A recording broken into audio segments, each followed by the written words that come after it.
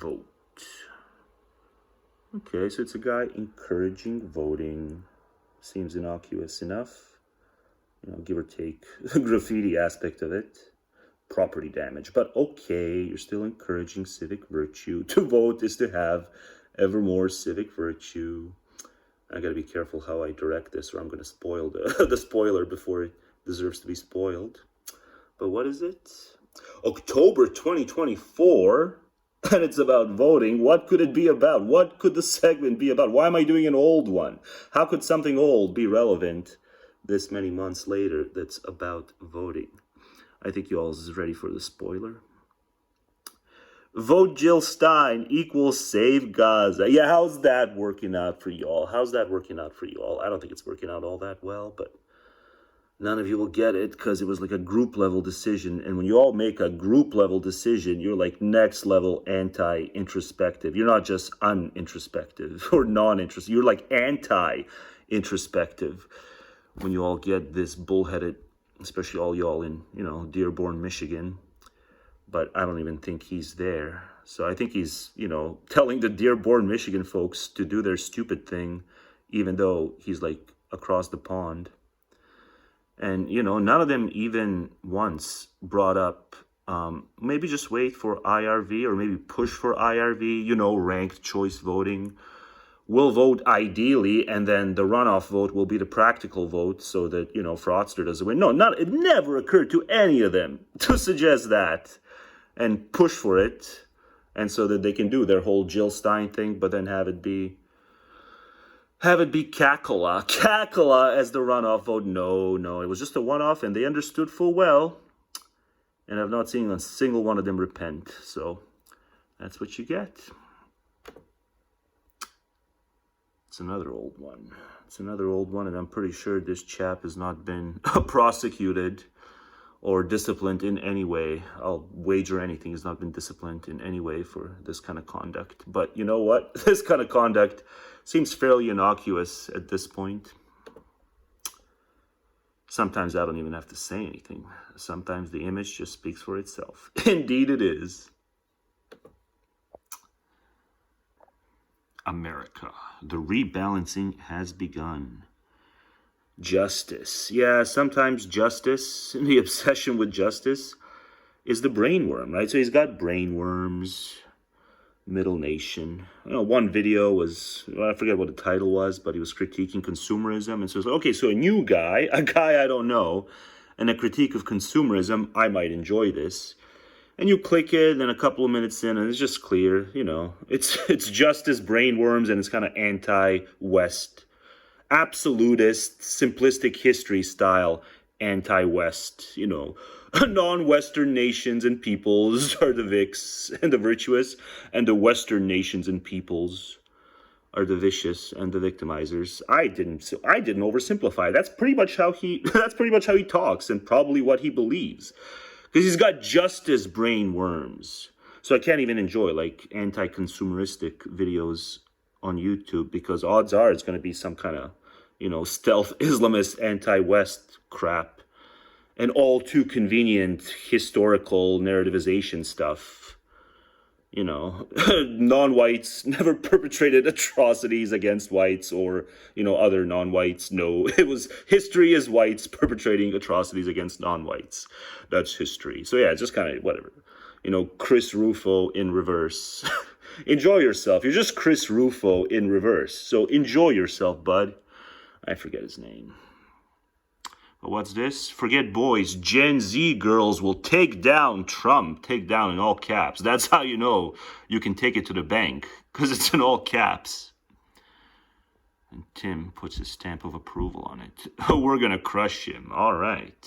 Well, it was a month ago, right? But probably more than a month ago. Because I know I snipped it a while ago. When did I snip it? I don't even know when I snipped it. But, you know, sure. Have at it. I'd be rooting for you. Oh, okay. So a nosedive. Yeah, that might pose some complications for. Yeah, that might pose some complications for Gen Z girls' hot summer of taking down Fraudster. Yeah, I think even Gen Z girls in all their brilliance and all their wit and all their people skills, Gen Z girls, and all their bracing of takedowns and surely non-plastic straws. Yeah, I don't know if they're gonna surmount this this particular nosedive, because yeah, this is some damning prospects for the Dems. Prospects so damning. Even Hot Girl Summer is not going to be enough of a force to be the difference maker. But let's see what else is here. Oh my God, y'all sobbing after watching a clip of neighbors of all races and ages forming a human chain around a father and son to prevent an ICE deportation in Nashville. I'm struggling with my conviction that people are inherently good these days, and seeing stuff like this is so moving. Struggling, where is it? With my conviction that people are inherently good. Yeah, you see a lot of these videos where it's like, small acts of kindness, or maybe not so small acts of kindness, but, people being decent, and usually in comments, it's like one person after another. I so needed this. I so needed this. I so needed to see this good act because I'm starting to lose my faith in humanity and desperately looking for something to reaffirm my faith in humanity. And I'm like, I don't remember. I literally don't remember the last time I had faith in humanity. But when I guess I lost it at some point. It was so long ago, I forget when it finally clinched. But when it happened, I didn't remember desperately going around and looking for ways to reaffirm it. I just accepted that I lost it. But see others, it's like comment after comment on these, videos with decency, decency caught on video. And it's like people say, oh, I so needed this to help me reaffirm my faith in humanity. It's like, you so need dogmas. That's what you're saying. You don't even realize what you're saying. Struggling with your conviction that you need to keep your dogma. That's all you're struggling with. You need your pro-human dogma. You don't even realize how badly you need it. And, blue sky ain't going to help you. Blue sky is just going to encourage you to keep thinking it's all structural and shit. But of all the stupid things on blue sky, I think George Takei wins the blue sky derp contest with this. Yeah, I've seen a lot of dumb shit on blue sky, but nothing tops this. It's spot on. J.K. Rowling is just Andrew Tate for women. Spot on. I don't think so, George. Two things that never get old. Dark humor and unvaccinated children. Yeah, it's one of those you don't make friends with salad memes. It's one of those you don't make friends with salad memes. So yeah, sometimes. Is it blue sky? Yeah, it was blue sky. Yeah, so sometimes blue sky does okay, but you don't make friends with salad. Oh, and that's it. All right, moving on. It's time for Frum again. In today's conversation, we have a lot to talk about. Oh. We'll discuss last night's politically motivated killing of two Israelis at that. event None of that. What it tells us about the state of anti-Semitism. But that. We'll also cover Donald Trump's. I can't afford. Hang on, let me turn you down a little, Sean. Sorry to turn. I gotta turn you down. So I'm gonna talk through you. I can't afford to do, take Frum to the cleaners content. I feel myself satisfied, after pointing out the whole law school thing, and yet he's still a zombie. He's a zombie. Law school took his money, gave him PTSD, and he's still a complete zombie on the standard institutional educational regime. So I feel myself, I don't need more anti-Frum content on this channel, but it's like he talks about the Gaza thing as if it's crop failure. That's how he talks about it. You're mealy-mouthed on Gaza, David. You and many of your cohorts are mealy-mouthed on Gaza. Young couple was shot and killed by a It's horrible. It's horrible. It's horrible. And who even wants to do content on Gaza anyway? Who even wants to do content? I don't. It's an environment, yeah. It's chaotic, but it's more than it's also this ain't no crop failure, David. It ain't no humanitarian crisis. It's at least a little more than a humanitarian crisis. Can't just say it, David. There has It been, won't hurt your whole cause, you know. One can say Israel sucks, as I've said. Israel sucks. But Israel still deserves to exist. It just needs to not suck. 18 months of anti-Jewish incitement by radical groups in North America.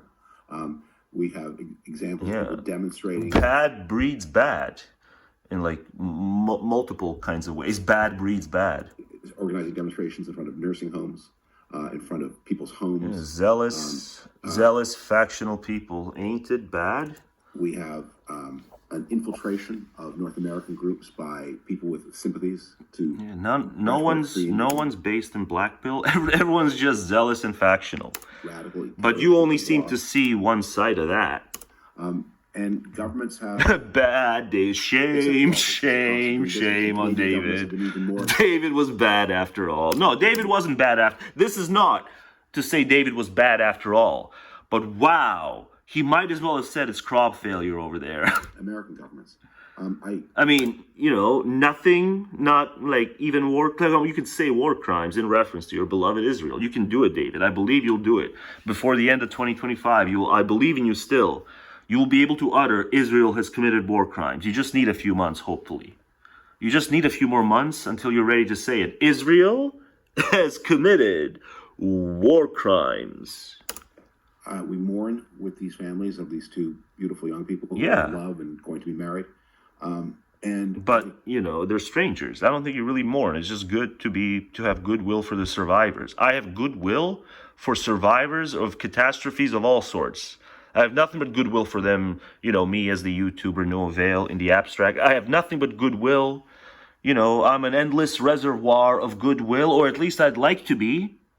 I'd like to be an endless reservoir of a kind of balm, B-A-L-M, balm. I'd like to be able to be a balm, you know? But yeah, praying is stupid. Canadians should take a warning. This is coming to Toronto and Montreal. It's a little slow because it's harder to get weapons in Canada than it is in the United States, but it's not impossible to get weapons in Canada. And the people who want weapons will find them, and the people who want to target Jews and friends of Israel will do so. And governments need to step up.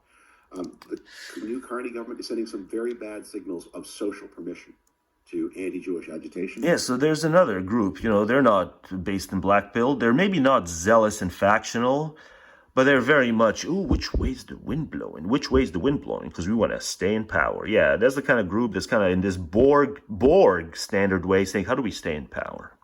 So it's better to deal with that than people who are, you know, zealous and factional. And governments need to... But no one's based in black pill. Oh, you only get it here. Be clear. And they need to stop saying we condemn anti-Semitism and also the... No, based in misanthropic and okay with it.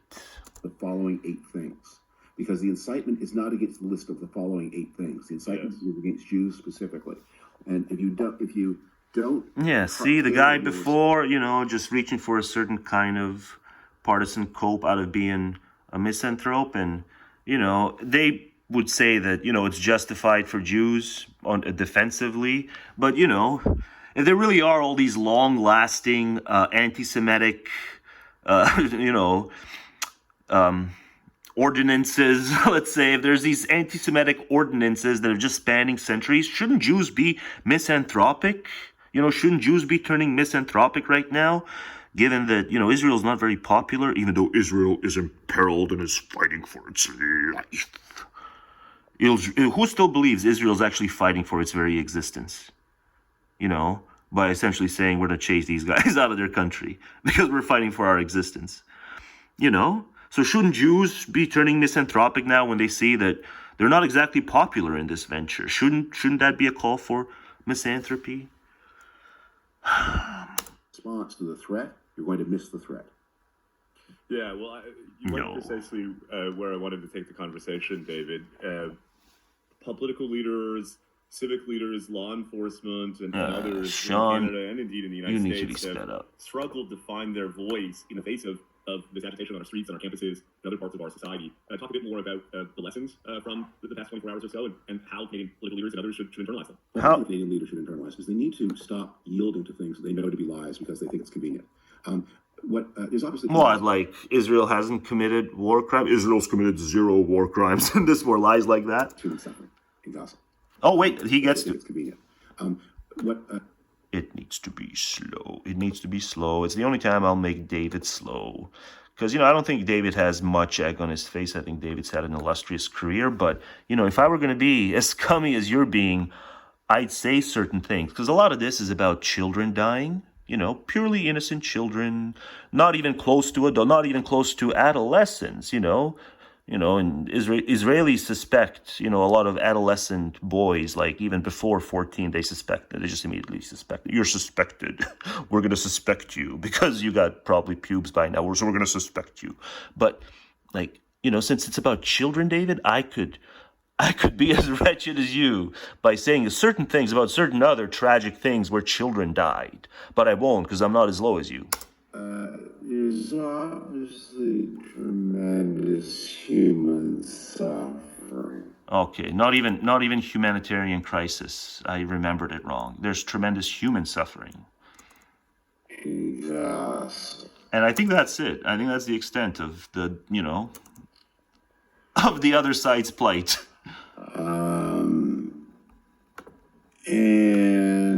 But let the record show. I said Israel has a right to exist. Let the record show that. That's what I said. You all can wind back to it.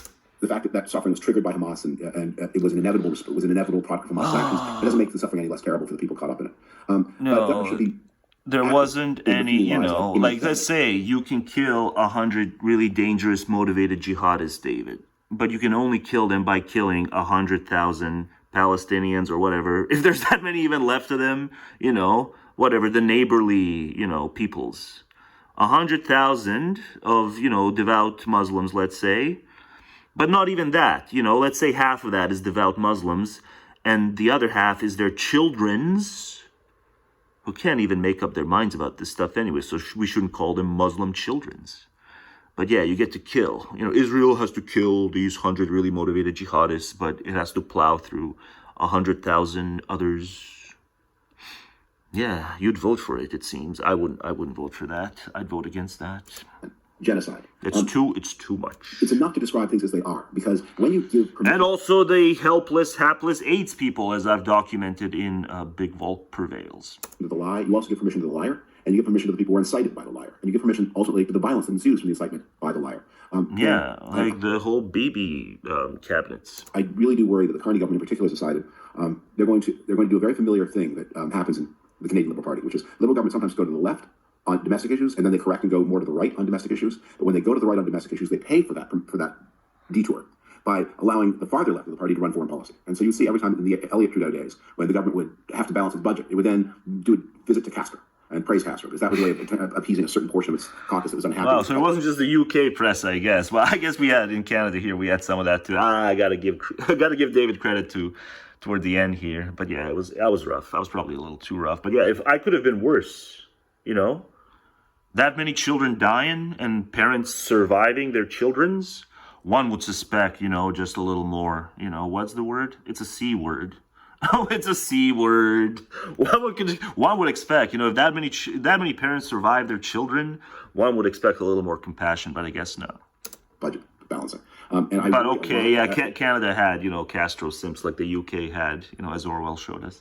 Like the UK had just generalized Stalinist communist simps.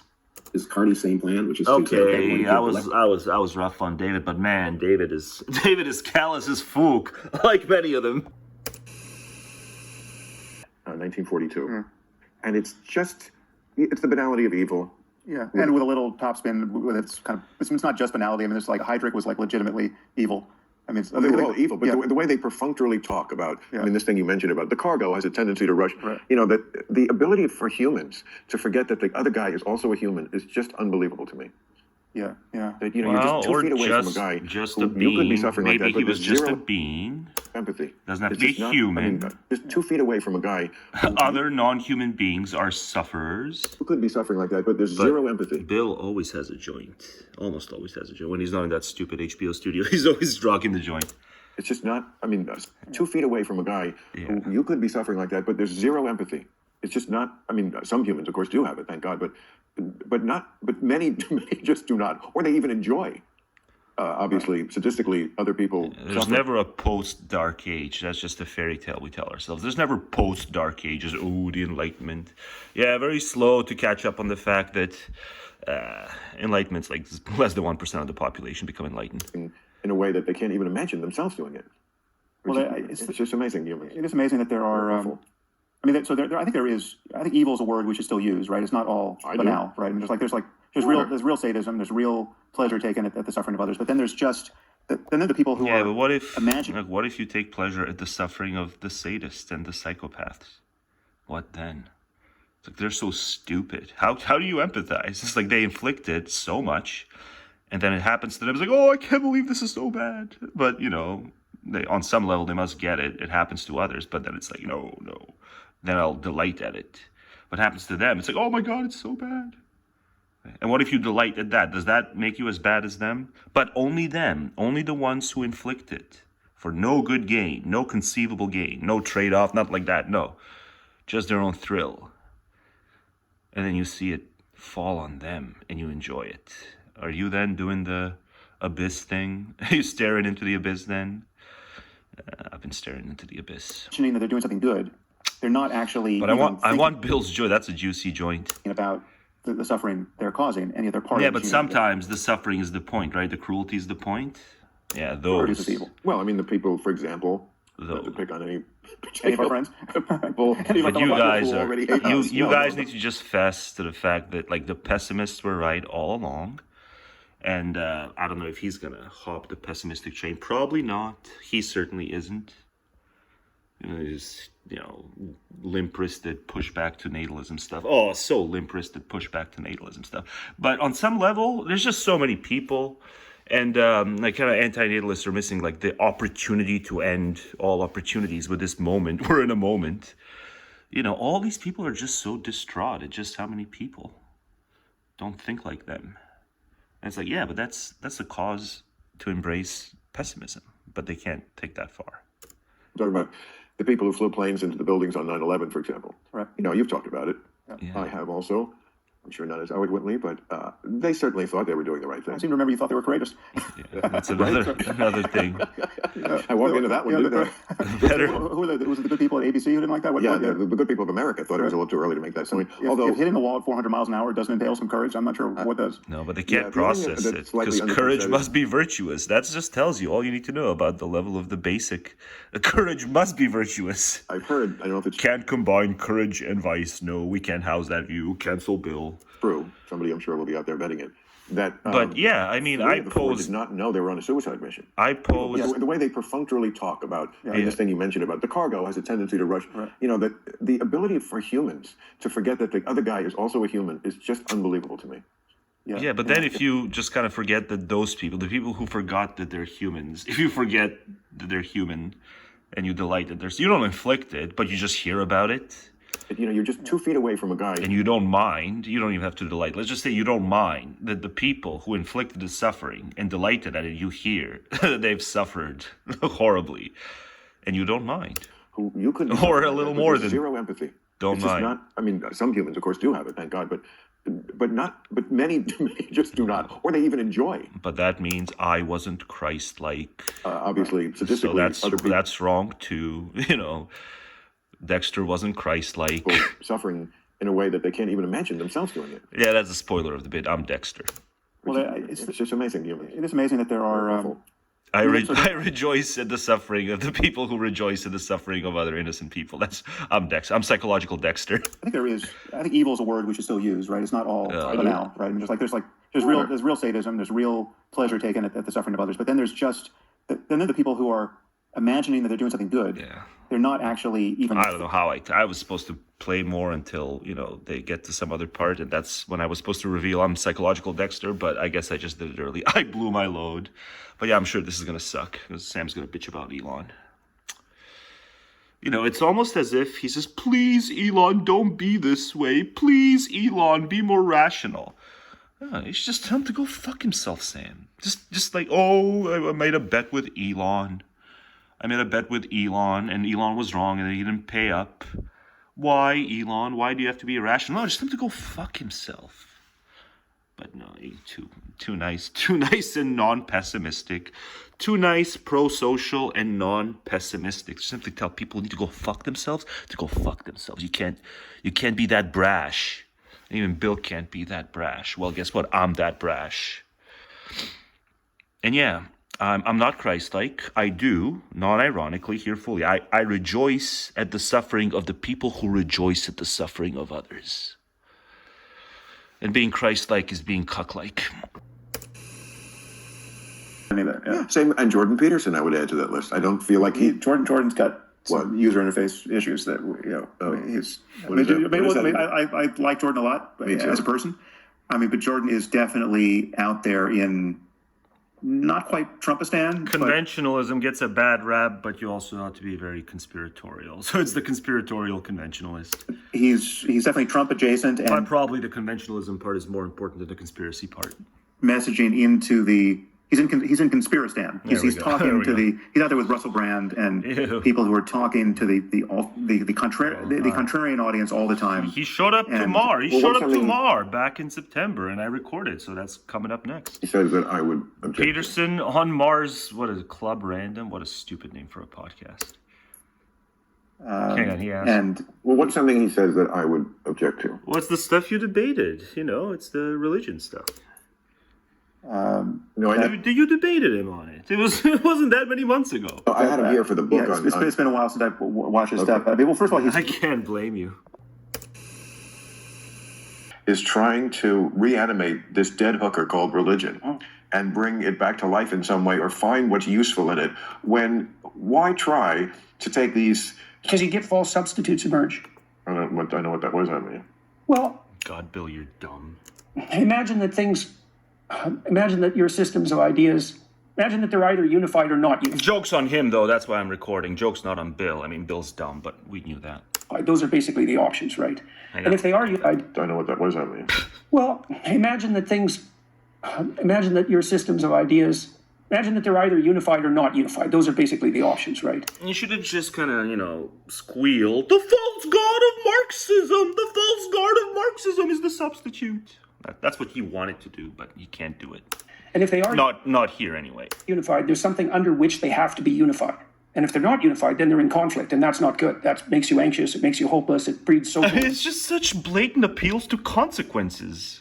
And it's the Peterson Academy, so it's like, look, why believe what we do? Because if we don't believe specifically in what we do, here are the bad consequences to that. Discord. Ideas are in conflict, you're saying? Yeah, systems of ideas. Imagine that they're either unified or not unified. Those are basically the options, right? And if they are unified, there's something under which they have to be unified. And if they're not unified, then they're in conflict, and that's not good. That makes you anxious. That's not good. We're gonna, describe reality in certain ways based on what the consequences are for human psychology, what's good or bad. And, I'm gonna pretend that I don't know what an appeal to consequences is, which is just essentially talking about what his Peterson Academy is going to be premised. It's premised on, the information provided is premised on the recognition that when we form our beliefs, we ought to do so by appealing to the consequences. It makes you hopeless. It breeds social discord. We can't land on any beliefs that even if it's like a minority of the population will be anxious and bleed discord. No, that even for that minority, we will not present that as a credible belief. We must only present as a credible belief that which does not lead to those anxious, hopeless things. They're in conflict, you're saying? Yes. If ideas are always in conflict. Yeah, but if they're in conflict too much, people go to war and they fall apart. Well, look, you want diversity and you want different. I don't know. Once upon a time, when people tried to do this constant appealing to consequences, but have philosophical postures at the same time too, they knew how to hide it better. He's not hiding it well. You don't do philosophy. You don't appeal to consequences. Difference in opinion because you want to keep things churning. What has made people go to war more than anything? Belief in who's the real God. I mean, religion, just to take it. And even that, right? There's a knockdown argument in favor of God's existence, and then even people have different conceptions of what the actual God is like. You still got to tackle that specific argument. For reasons why. They're both kind of appealing to consequences. But with Peterson, you need the unity of knowledge. But then it's like, shouldn't we have far more confidence in certain positions? You know, the observables versus the unobservables. So what if, you know, when with a lot of the metaphysical stuff, with a lot of the, you know, unobservable stuff, you just don't have commitments. You know, you have low credence levels. You're maybe agnostic. You know, maybe you're agnostic as to materialism versus something else, post-materialism. You just realize that metaphysics is super hard. You know, does that present a, you know, disunity of knowledge then? Because you haven't committed to certain views, especially on that unobservable stuff. You know, you have hard empirical views on what can be observed and perceived, I guess, but not so much on the unperceptive, unobservable stuff. So there's a lot more question marks here and there. You're comfortable with question marks. Is that too much of a disunity of knowledge? It's just... Fine, give pep talks, because people are anxious. Don't give epistemic pep talks, Jordy. I think it's better to junk the whole thing, but start with religions are supremacist, just by their nature. If you Supremacist. You're telling people what happens. Monotheisms are, right? Monotheisms are. I don't know. I don't know if Brahmanism and Buddhism are supremacist. When you die, which nobody knows. And they're not. You know, I'm no expert, but they're not. They're too pessimistic to be supremacist. And you're telling who the great master of the universe is. You kind of have to be in a place where you can't abide other thoughts on the subject. And certainly all religions are like that. Islam is super supremacist in that way. And a lot of the people today who are speaking for it will tell you right to your face, why am I supporting this? Because Islam is the best. Of course, obviously. That's why we justify these things. And certainly the Bible, same thing. I mean, God is very supremacist for the Jews. I find it very amusing that the thing that they are accusing the Jews of today of doing. Bill, these radicals want to get rid of America at its roots. Also, Bill, get rid of all religion. Get rid of all religion. No, and even that's not, you know, what Bill says. You know, just think harder on what religions are, specifically monotheistic ones. Think harder. But, you know, it's just is the case that 769 thumbs up for this. They really think cause and effect works that way. Religion equals no radicals who want to get rid of America. Just have enough religion. Religion will stop them.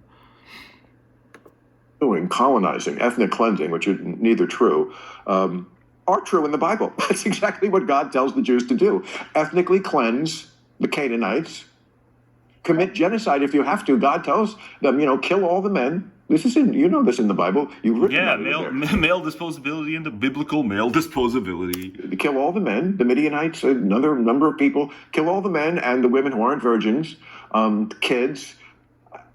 I mean, yeah, just standard pattern of human warfare.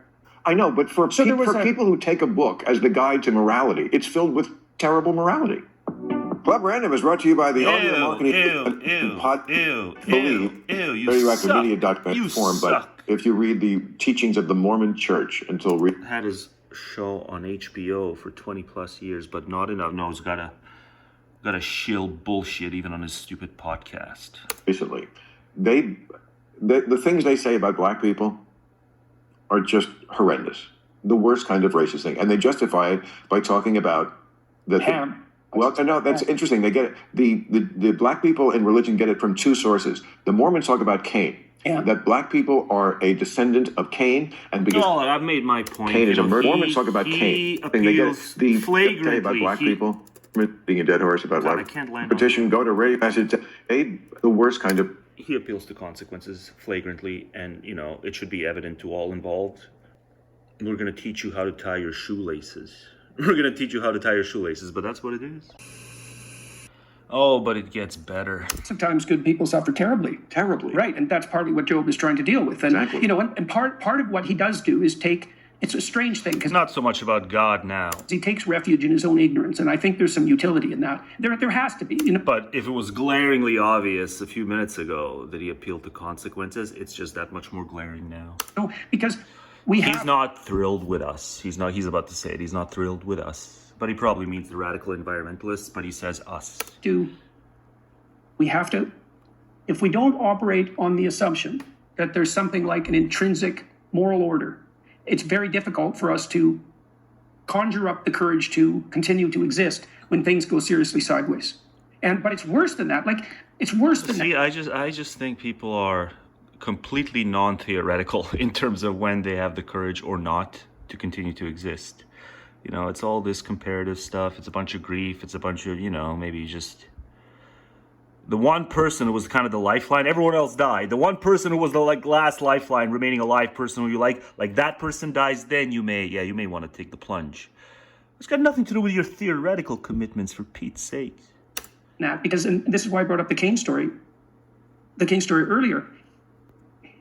If you are tortured, even unjustly, but I think people convince themselves. People convince themselves that those grand visions of the world, you know, the worldview, you know, it's the worldview more so than the circumstances and their own kind of temperament, their own, you know, just how groveling do I want to be in terms of sticking around until nature tells me I can't stick around anymore. I'm not going to take matters into my own hands. I'm not going to take matters into my own hands. You lose faith in yourself and the structure of existence. It isn't only that you become demoralized, it's that you tilt towards malevolence. You start to work against things. And this is why, for example, I'm not thrilled at least with the anti-natalist types. You know, they make this claim that existence is characterized by suffering that's so intense that it would be better if consciousness itself just ceased to exist. And you can make, that's Mephistopheles' case, by the way. It's Silenus in Greek mythology. Well, you can make a case for it. What would be better to have never been born? Exactly. Yeah. Now, and you might say, okay, you know, fair enough. What you're doing essentially is saying that the suffering in existence invalidates its utility.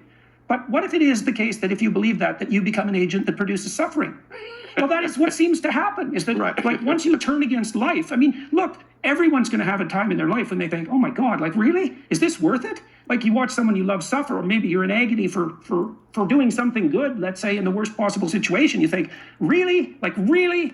And so then maybe you get cynical and you get bitter. But the problem is that even with small religions, some people end up militant and others very much the opposite. You know, they count themselves as member of a religion because they don't want to disappoint their family, and then they kind of believe it too, but they're not as studious as the militant one. You know, even in small religions, you can just find everyone who fits whatever individual role they play in reference to that religion. You know, dissimilar roles. Even in tiny religions, but in the big ones, you just get that much more variety, right? So it's like, why do we always have to pivot into, you know, the anti-natalist who wants omnicide or something? Why can't we just keep it theoretical? Why always worry that, oh, now you have a slightly higher chance, as an anti-natal, you have a slightly higher chance of doing the omnicide thing or something else that's horrific? But generally, no. Generally, it's precisely because you want to reduce the suffering. If not eliminate, then you want to just reduce the suffering. You know, as, for example, an anti-natalist. You know, wouldn't that be kind of the mean? But he wants to say that's not the mean. The mean is the militant. The mean is the militant type of person. I don't know. You know, a lot of peaceful monotheistic believers and seemingly a lot of peaceful anti-natalists. So why can't we just disentangle the practical and the theoretical? But, you know, even if every anti-natalist was this, you know, violent type, you know, you just still got to deal with the ideas. You got to tackle the position, you know, with a pen, not the sword, and not the not the finger wag, not the appeal to consequences finger wag. That's what he's doing. It's the appeal to consequences finger wag. that has a direction too. That is what happens to Cain. Like, he starts out cynical and bitter, but he ends up murderous, and his descendants are genocidal. Like, that doesn't seem like a good alternative. And so what you see in Job is this insistence. If anti-natalists perform a genocide, then, I will be all too happy to, revisit this recording right now and to say I should have been more worried about the anti-natalist genocide, right? But I'm willing to wager. I'll wager anything. That will not happen within our lifetime. Because if it's a wager, it has to be, within our lifetime. But, if I could see beyond my lifetime, I would apply the wager to that. If I could get my money after I die, I would apply it to, till the end of time. And there will be no anti-natalist genocide is my kind of strong claim here. So this is just much ado about nothing. And it's a terrifying insistence that you are required to maintain faith in your essential goodness, despite your flaws, which is already a hard thing to do, and your faith in the fundamental benevolence of, what would you say, of the created order. Because anything else hurts you, but it's worse than that. It produces a kind of malevolence that spreads. I just say, it's just such an interesting debate from that armchair standpoint. It's just so many ways you can take the debate that this, well, how will real people act in the real world if it catches fire, if anti-natalism catches fire, you know. I said what my wager is. There would still be no genocide or anything like that. You know, you might get a few pregos being pushed down the stairs. Okay, no one should put... I'll do a disclaimer. No one should push pregos downstairs. They should have the right to be stupid. Everyone should have the right to be procreatively stupid. Come on, all the anti-natalists, say it with me now in the comments. Everyone should have the right to be stupid. So that Jordan can actually just pipe down and for once actually just tackle the interesting argument head on. And I think that's, like, you asked me what the relationship was between me being ill and this interest in religious belief. And I said that wasn't the primary mover. The primary mover for me has always been the study of atrocity.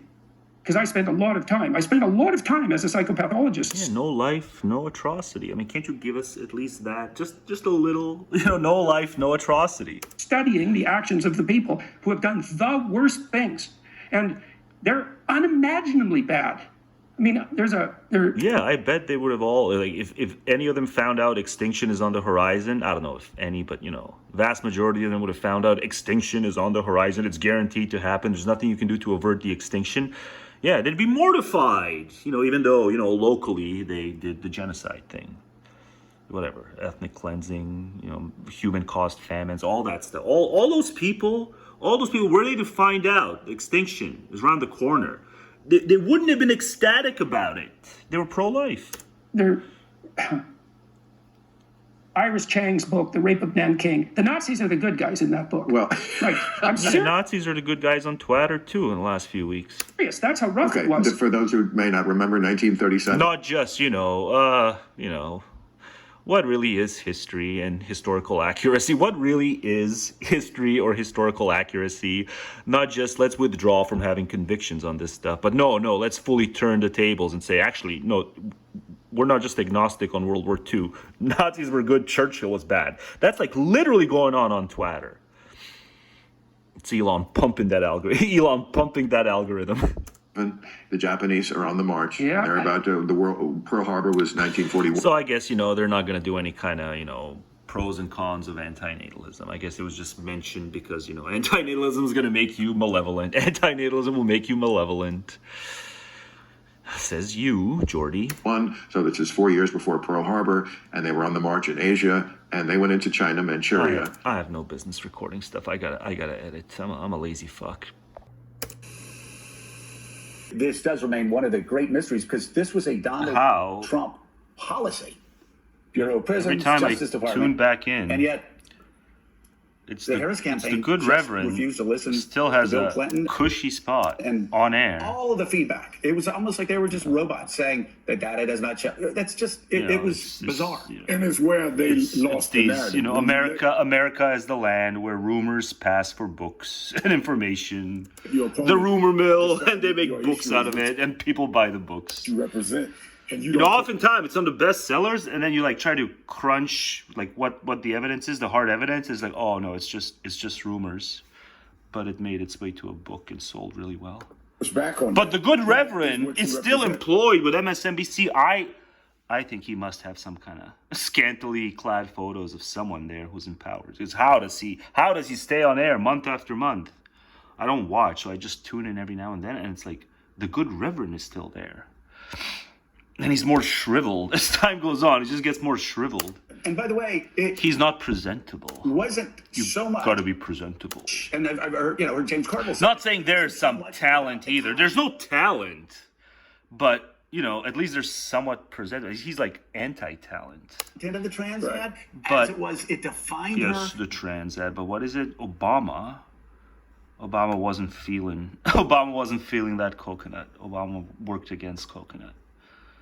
Didn't get his way, even though the freaking coalition is named after him. Imagine having a coalition named after you, and you want something to happen, and you're just ignored. As an out-of-touch, left-wing San Francisco... Because trans... It wasn't so much about the content of the trans ad, as it was, it defined her as an out-of-touch, left-wing San Francisco liberal who, as Bill Maher said, would never say no to her base. But no one's supposed to listen. We're just supposed to stick to the trans, as in don't say anything critical about the whole trans thing, even though clearly it was one of the pivotal things in the election. But like over on Blue Sky, yes, I'm going to vent about Blue Sky more than probably anyone likes because I have to. Because no one I know is on Blue Sky, but I keep going back to Blue Sky. And you wouldn't believe how many people are in complete denial that, you know, A, it's even advantageous to not be so conciliatory to every last crazy trans demand. But then there's a few who, like, they say, it's like, yeah, even if it did lose this elections, I won't abandon the trans. Insert, you know, World War II analogy about internment camps and such. It's like no one wants to send the trans to internment camps. No one wants to abandon them, as in like take away their rights, like their actual rights. Like if a trans person gets assaulted, you know, the assailant still goes to jail or something like that, depending on how bad the assault is. A trans person gets murdered, murderer still goes to jail. Like even in red states, right? Even the reddest of the red states, like even DeSantis will say, oh, you murdered a trans person? Yeah, you got to go to jail. But like on Blue Sky, people are like self-patting on the back. It's like, yeah, even if they did lose us the election, even if the trans issue did cost us the election, I will not abandon the trans. And then they make it seem as though, you know, abandonment means like you're okay with them being murdered. I'm not okay with them being murdered. I'm not okay with anyone being murdered. You know, it's called morality. You know, some people out there dislike that it even looms a little bit. I'm not saying even it looms large in my mind. It looms somewhat in my mind. Morality, so it's like, yeah, trans shouldn't be murdered. But, you know, the loudest of them have some wacky demands. And yeah, those, Kamala should have had the spine. Kamala should have been man enough. Kamala should have been her own man and said no to the trans. That's one of the reasons she lost. She wasn't man enough to say no to the trans. Coconut wasn't. And if you allowed them, but you, how? How are you on air? Your premises. You're not a talent. You're not a talent. I think one of the they're not a talent either. About your book is that a lot of people do. But you're really not a talent. I don't understand that a lot of these decisions. Yes, it's the rumor mill people who write books on the rumor mill and sell a lot of books. Were being made on the fly because no one knew what was going to happen. Because it's a decadent country. With Drew. I was at a church in Brooklyn. We were saluting Ed Towns, a former congressman, and I was in the room when Congressman I'm not saying I know that it didn't happen. I'm not saying I know that it didn't happen. You know, it's plausible. It's plausible that Obama, the guy who the coalition is named after, it's plausible that he worked against her because he didn't have faith in her ability. Because she couldn't stand up to Joe. She couldn't stand up to the trans. She wasn't her own man. We needed a chick who was going to be a real man about it. But that's hard to come by. Greg Meeks got the word, and they called Clyburn to say, is he going to endorse Harris? So I didn't know the... See, that's the through line for the segment. It's about the Trans Act, but then I spin it in my own direction about Kamala being a real man about it. See, it's how I envisage segments. Sometimes I envisage segments before I click the record button. The back and forward about Barack Obama, I had not talked to former President Obama, but I trust that that's what's happened. But I dunked on the segment too. I dunked on the segment in a community. I feel bad. I never do community posts anymore. You know, it's just like the videos. God, it's never been this, but 2 days. And yes, I uploaded it on a Friday. It's true. I uploaded it on a Friday. I never should. But Friday is like the tail end of my weekend, and I need like 2 full recovery days of my weekend before I can start working on these things, apparently. So yes, the cost of uploading on a Friday is... But it wasn't even that late on a Friday, so it should have done better. It should have done better. Be Not Afraid of Poverty should have done better than this. It would have still failed if it did better than this, but it's like quadruple fail. But, you know, since I do so few community posts, I just kind of plug my own videos now. I figured I'd dunk, not even on the segment, I figured I'd just dunk on the show. This show is such a meme, I half expect this to be a redemptive segment on Biden where they endorse him for the 2028 ticket. Biden Pelosi, 2028. I'm sure something similar can be said for like the Ron Paul fans. I'm pretty sure there's going to be at least some Ron Ron Paul fans who, like, if he doesn't die by 2028, there'll be some people saying Ron Paul 2028. But let's hear the good Reverend finish whatever point he was making. Just told you that, but I think that I know that there was the nervousness among Democratic leadership. Do you understand that, like, when people say they have encounters with God, and it's splendid and awe-inspiring and all kinds of good, you know, these encounters with God? I'm asking you because you're a reverend. Like, do you understand that that just is psychosis? I understand they're positive experiences, right? Where what we think of as psychosis, it's usually has to be daunting and deranging and, you know, all kinds of demons coming at you. So we understand that it's psychosis, right? But, like, does the good Reverend and his co-religionists, like, do they understand that these splendid, blissful encounters with God that are life-changing? And they say it's like the most real thing I've experienced. You know, I have a former co-worker. You know, it's why this is up here. He gifted it to me. But, you know, he was just like a general theist, and now he's like super precise about it. He's a Catholic. But, like, do you understand, good Reverend, that even if it's a positive experience, it still qualifies for psychosis to have an encounter with God? It's no different than all the crazies who have the encounter with the demons. It's psychosis both ways. What would you say to that, good Reverend? I'd love to pick whatever's left of that godforsaken brain. On the book of whether to go to open primary, and it was cut off when Clyburn came back and called us in the room and said he's going to endorse Kamala in an hour. But for that hour, everything was up in the air. Everything was up in the air. Yeah, you're absolutely It should have stayed up in the air. There should have been a primary. You know, there's a moment. You know, so we can get a real man to do a real man's job, not a fake coconut man. The debate actually starts very early. There's a text chain among women in Congress. You know, she was fine other than that. She was fine other than not standing up to the apparently very sensitive Joe Biden, who didn't want his legacy tarnished by his VP. Well, how's that legacy looking right about now? In Congress. But it's okay because Fraudster is... Yeah, I can't stop recording. It's way past April Fool's now. It's okay because Fraudster's about to tarnish whatever shred of legacy he's had too. You know, everyone's pissed off about the tariffs. Even crazy Richard Hanania is like walking back the thing. See, it has to hit them in the pocketbook. You know, the MAGA filth. It has to hit them in the pocketbook before they start making retractions. You know, El Salvadorian prisons. All kinds of other stuff. You know, freedom of speech suppressed. Doesn't matter. None of it matters. But when you go after the pocketbook, then it's time for millions and millions and millions of Americans to get out in the streets. Group chat. Or whatever, the twatterheads to twat disparagingly on MAGA. During the debate, or maybe right after, Whitmer for president. You got mad shin game, bro. This is while Joe Biden is, you know, still on debate night. Yeah. And then the response comes from some of the Congressional Black Caucus members, the women in that caucus, saying, "You're not going to skip over Kamala Harris." I dunked on it too. In the rearview mirror for these folks. I get the sense I'm blocked here, so I just did it as a community post. But yeah, it's Biden Pelosi 2028.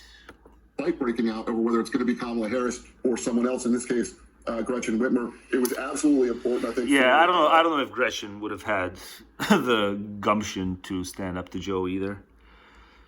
For Congressman Clyburn, I think because, also for the members. You know, don't send a non-man to do a man's job when it comes to a country like America, where politics is about as brutal as, you know, whatever, duels to the death of times in the past. Which you mentioned, Congressman Jeffries, Congressman Meeks, for Kamala Harris, but, you know, Congressman Clyburn. For a lot of progs, it's like, oh, they're famously getting along, because for us, picture's worth 1,000 words. I think also for the members you mentioned, huggy hug time, and cackle time. There was this real tension over whether that was going to happen. I'll let folks read it in the book, but a real back and forth between Biden. Maybe I should have let these guys talk a little more instead of talking over. I like the talking over people stuff. I don't think people like that. I think it may be one of the reasons why this is 98 views after 2 days.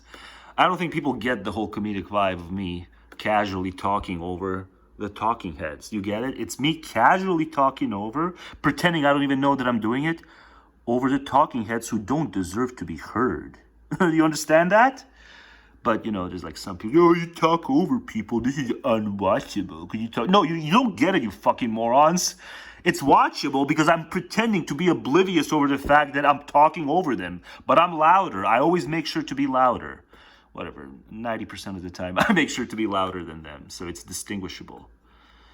And they're talking heads who don't deserve to have a show and be heard. But, you know, they're being heard not just like twice or thrice or a little more than me. As clownish as they are, they're being heard a lot more than me. But that's okay.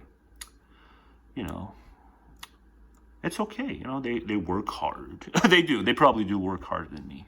So I guess it's justice in the end. It's digital social justice in the end. And Harris, because yeah, I don't work hard. I'm just, you know, I'm naturally gifted, so I don't need to work hard. That day when he handed it off, over multiple phone calls about the timing of his endorsement, because she needed it to happen immediately, and Biden wanted to wait a little bit, give his own announcement a little time. I've entered dangerously self-praised. 13 minutes into the segment, and I've entered dangerously self-praise territory. Mika's getting upset with me. Mika's like, no, you're pushing it too much now. Everyone needs to do hard work. Everyone, even the gifted. Even the gifted and the based. Everyone except Explicit Not, who just understands everything about the world without even trying. Guy's got prostate cancer. It's rough living. That's all that can be said. I'm sorry, Joe. I'm sorry I gave you the name Nimrod. From now on, you will be Joe Biden. But I'll probably just say Biden if I have to reference you. I won't say the full name like pretty much everyone else, and especially people who like the job you did. President Joe Biden. No, it's just Biden. You know, same deal with the rest of them. It's just say their last names. Everyone will know. But anyway, that's awful. I'm sorry I gave you the name Nimrod. And all I'm thinking now is, do I have any segments that are unaired, that are about Biden, that are harsh, that would now be in extremely poor taste to upload? And the answer is, I don't know. I got a whole lot of things to watch to kind of jog my memory, but yeah, it's aggressive too, so I really should scrap. If I did something more on him, I kind of did some stuff that's not flattering to Kamala, even though Kamala is the more innocent of the two, I believe. But yeah, I just did. I know where this will fall. This will follow the one where I say Kamala wasn't man enough, because at least that's a little flattering to him, because he's a man. So there, I'll tie it up. I'll make it better somehow. But yes, I'm sorry I was harsh. Would I say the same if Fraudster got ass cancer? I don't think I would say the same. I'd be rougher on Fraudster. Yeah, so I gotta kind of, you know, maybe potentially scrap some segments if I did some segments on Biden. But I'm sure a whole lot of people said a whole lot of rotten shit who thought he stole the 2020 election. Yeah, I'm sure they're having a field day. I'm sure MAGA's having a field day with this.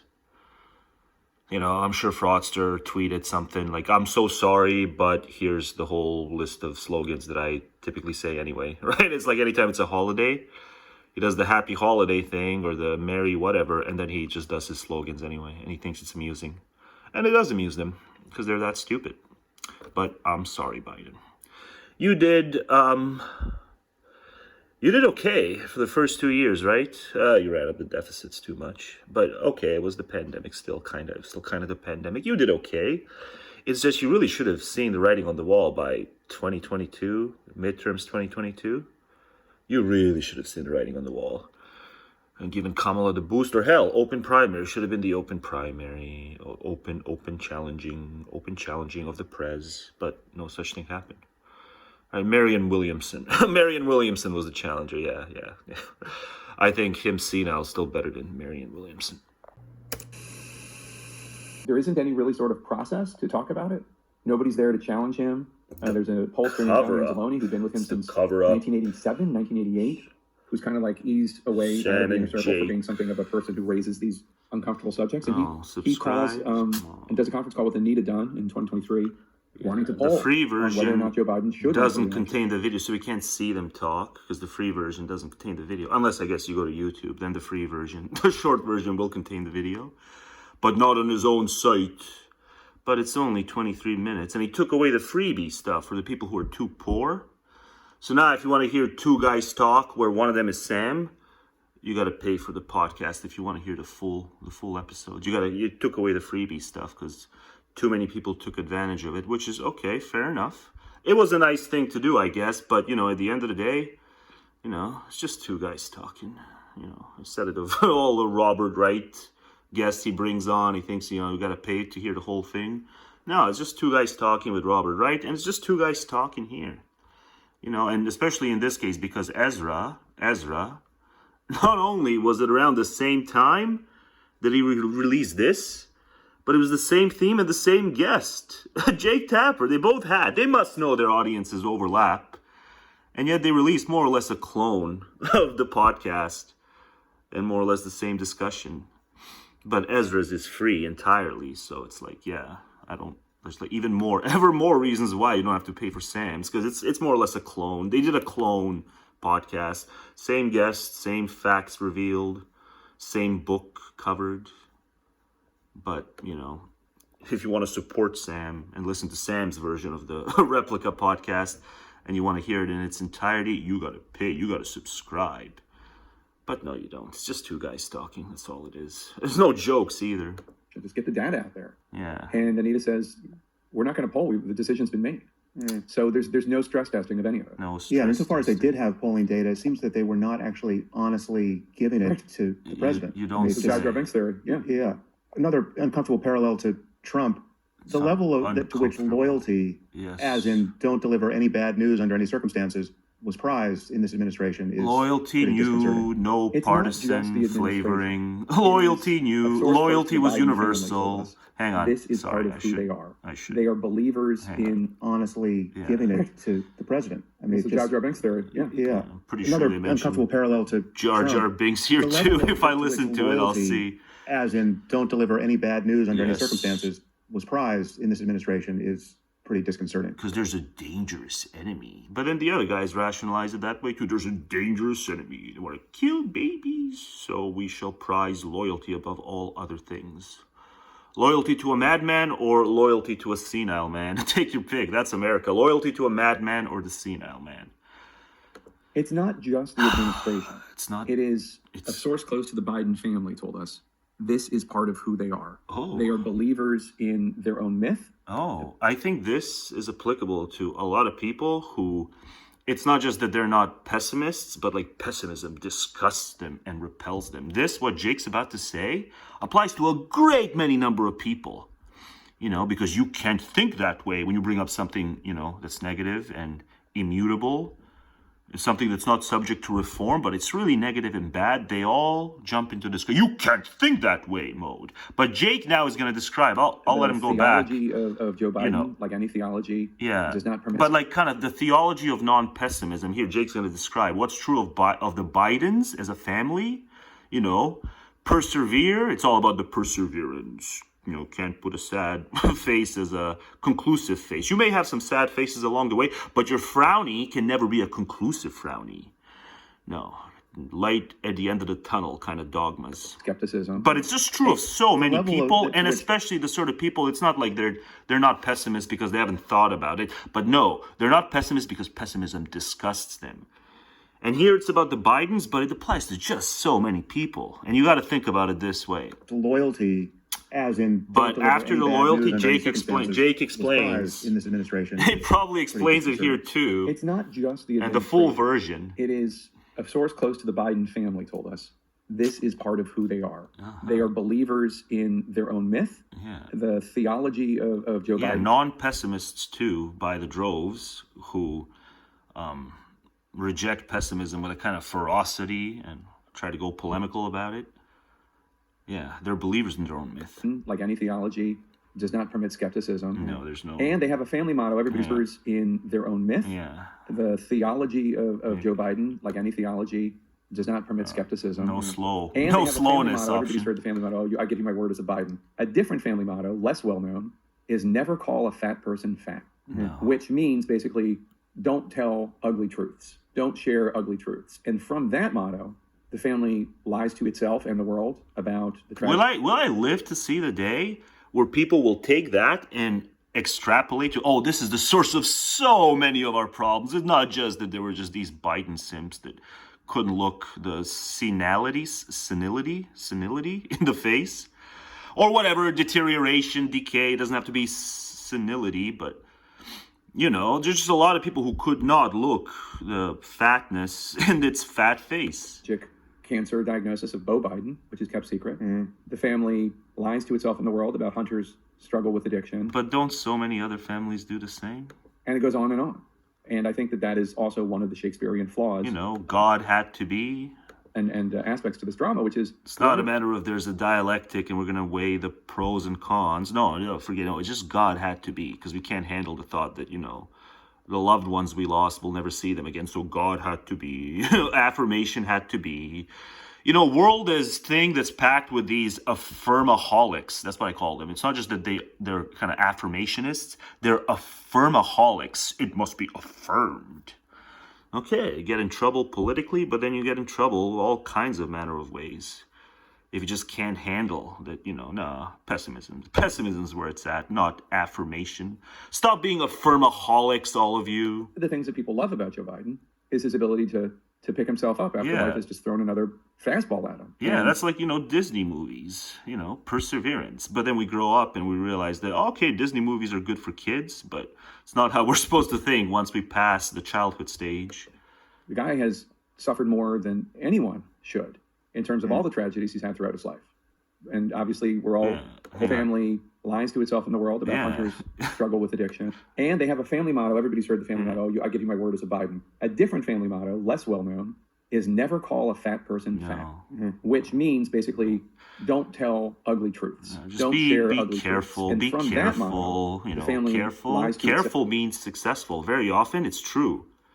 To be careful, you're sober-minded, you don't take chances, and you certainly don't ruffle feathers, Like pessimism ruffles feathers. It's not going to make you, it's of all the things it's not going to make you, it's going to make it so that even you take the time to do timelines for your videos so that you have chapters, but there is a little too much misanthropy and pessimism in your video. Like YouTube will make it so that you can do the timeline perfectly. YouTube will set you up to not have your timeline transfer into the segments that show up as chapters.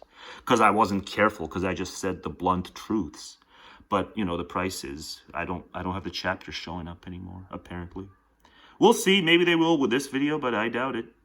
But that's okay, I'll still be blunt and, I'll call the fat, and the senile, and the inept. I'll do it all, even if YouTube takes away my chapters as a result, or just nukes the channel. I'll keep doing it. I'll keep being me. Self and the world about the tragic cancer diagnosis the way of Beau Biden, prevail in the world is you just, don't call the fat, and so on. The family lies to itself in the world about Hunter's struggle with addiction. But a lot of people do. And it goes on and on. And I think that is also one of the Shakespearean flaws here too. I'm sure. And aspects of the drama, say the same thing. One of the things that people love about Joe Biden, but no, is subscribe. You got to subscribe. Life has just thrown another fastball. You don't got to subscribe. And the guy has suffered more than anyone should in terms of all the tragedies he's had throughout his life. And obviously, we're all hoping and praying that he'll survive this latest diagnosis of cancer. But that said, that belief in his ability to beat back anything ended up being his undoing. Yeah. So if we were going to be totally charitable others, to the everyone undoing of others, right? We'll beat back anything, because God's on our side. So we'll beat back anything. We'll reunite as souls. Nothing's everlastingly bad. If there's an everlastingly something, then it's good. That's the good thing. I guess the people who go to hell, it's everlastingly bad for them. But the people who are most gung-ho on the faith stuff, they never fear themselves as potentially going to hell. They know they're going upward. Implicit in this, what really does amount to a cover-up, as we'll show. Yeah, I think, the way I thought about it at the time, and the way did Ezra title it cover unraveled after reading your book. It was groupthink. At the time, when even in the aftermath of the debate, where it was just finally revealed just how deep his deficits were. Ezra, if I was being charitable to everyone around him who must. Ezra, maybe it's also a group thing that you decide to even just still be so fixated on it. But I get it, New York Times pays you the big bucks, so I get it. It's hard to resist the big bucks. But come on, you and Sam not only do the same podcast and drop it on the same day, but for Pete's sakes, the same guest too. Yeah. Not worthy of subscriptions, certainly.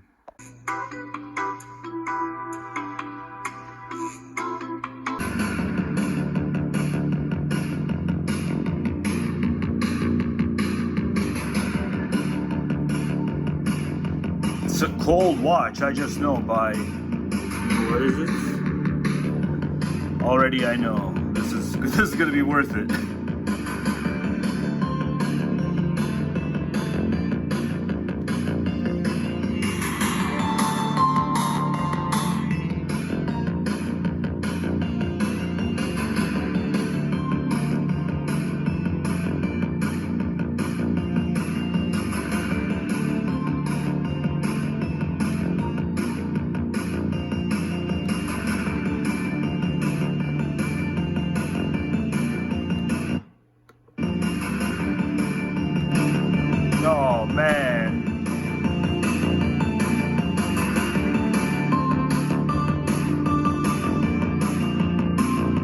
Gonna get in trouble.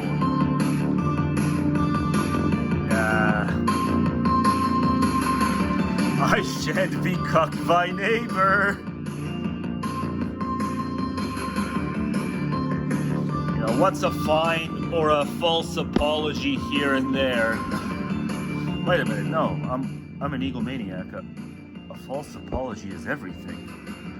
And if I want to retire, a fine isn't nothing either. Yeah, don't push it there. Don't push it there, arrogant recording guy. Oh, how you flex for your whatever, a couple of dozen viewers. Oh, how you flex for a couple of dozen remaining viewers. Of course, this being a video I plan to upload in the far future. Who knows whether that'll be true anymore. Maybe it'll be less than a dozen. And despite that looming threat, I shan't change a motherfucking thing. How many bold YouTubers do you know like that? They all just give up.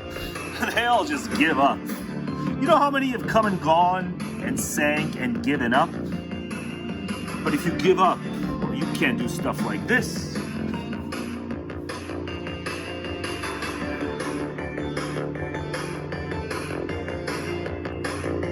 It was a good episode, except they should have still swayed Butters at the end. They should have had a realistic, articulate one. If you gave him a realistic, articulate one to enhance the group, I'd voice him. Yeah. Did I set it back? I set it back. I'd voice the kid who's, the cult leader. Yeah. Give me the goths. Give me the goths, South Park. Give me the goths, Matt and Trey. Give me the goths, Matt and Trey. Pushing it again. Can I do it to this? No, I don't think I can do it to this. The most I can do to this is...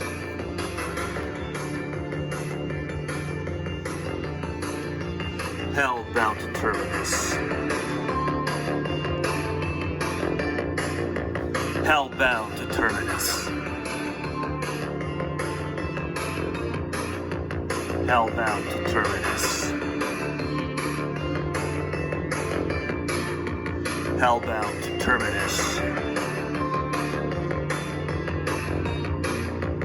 Eat you alive. Eat you alive. Eat you alive. Eat you alive. Hellbound to Terminus. Eat you alive. Eat you alive. Eat you alive. Kathleen Kennedy's gonna get ya. Get ya. Kathleen Kennedy. Kathleen Kennedy. She's gonna get ya. She's gonna get ya. Eat you alive. Hellbound to Terminus. eat you alive.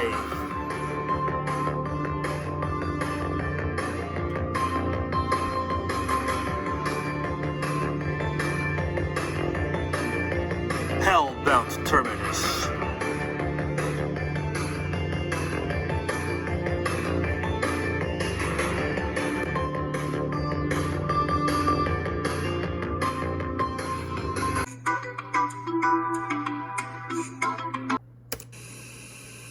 Takeaway number one, Jordan Peterson hates women. So early on in the book, he crack talks about guy. Eve of Adam and Eve. I don't know if he's still the cracked guy, but, you know, who am I going to have more contempt for here?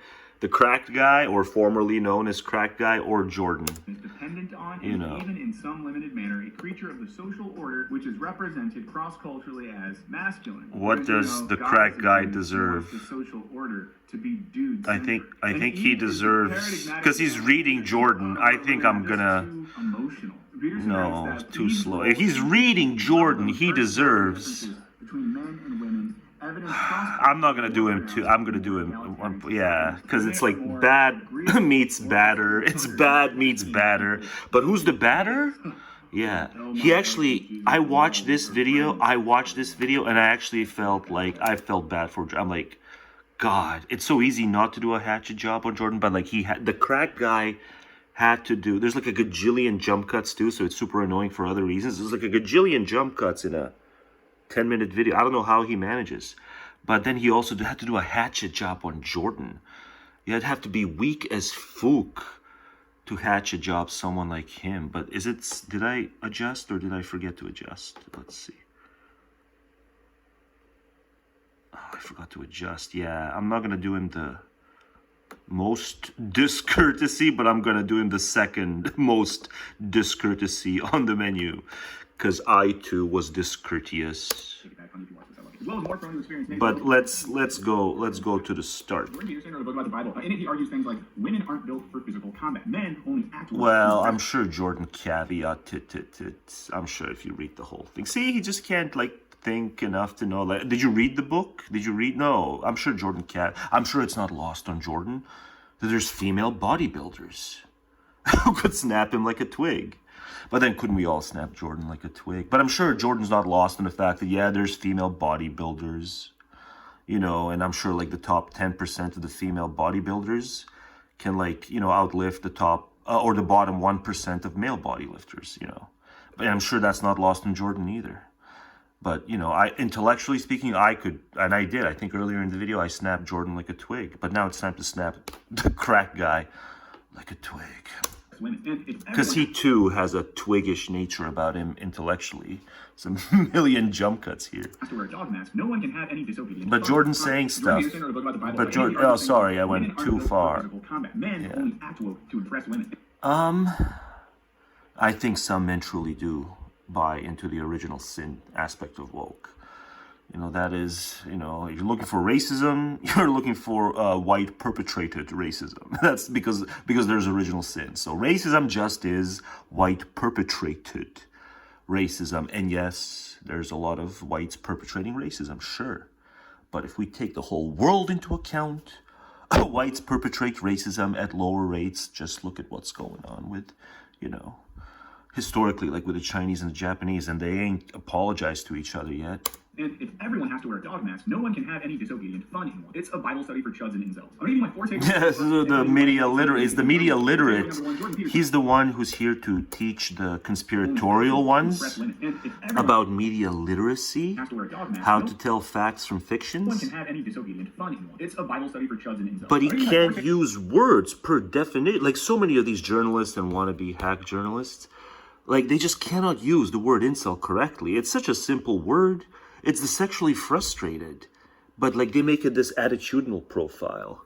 I've done bits on it. It's just gonna have to wait. It's been backlogged. Oh, how I do bits on the journalists and the hack journalists, wannabes, who just, they have this through line to them. They can't help but misuse well-defined words like incel. They just have to squeeze it and do hit pieces on Republicans on it. Like, ooh, all these Republican family men are incels. It's so stupid. You know, there's no shortage of ways to insult them. They're imbecilic.